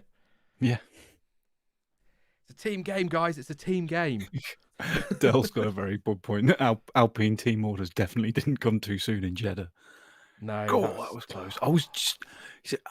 I missed that one. I was so genuinely surprised to hear Alonso saying, it was just good, fair, clean, hard racing when Ocon had basically chopped his nose off. I love that battle, but I'd have called team orders on that. I think cost them big time. Let's wrap it up there then, Jonty. It's been a couple of hours. Thank you very much. Going off on tangents. No, it's all right. I don't mind. Wednesdays are that's the point of Wednesdays. They're kind of like, I have a topic, but I treat them like mini testing streams where we just chat to chat and we end up where we end up, because sometimes we need that as F1 fans, just to chat, I think. It doesn't always have to be running through race orders and all serious. We can have fun every now and again. I want to do more of these over the course of the season, because Wednesday streams are a lot of fun. Yeah. They don't get the big numbers, but those who come along always enjoy them. So thank you very much, mate. It's been an absolute pleasure as always. Imola next. Excited? Yes. As always. Yes. Racing short. I do like Imola. It's another great track to watch the cars going around. You can really see them working hard. Love it. Classic track as well. No mistakes or you're in the gravel. Perfect. But yeah, thank you very much, mate. And I'm sure I'll talk to you soon. Yeah. Bye, everyone. I've enjoyed this one. See you next time.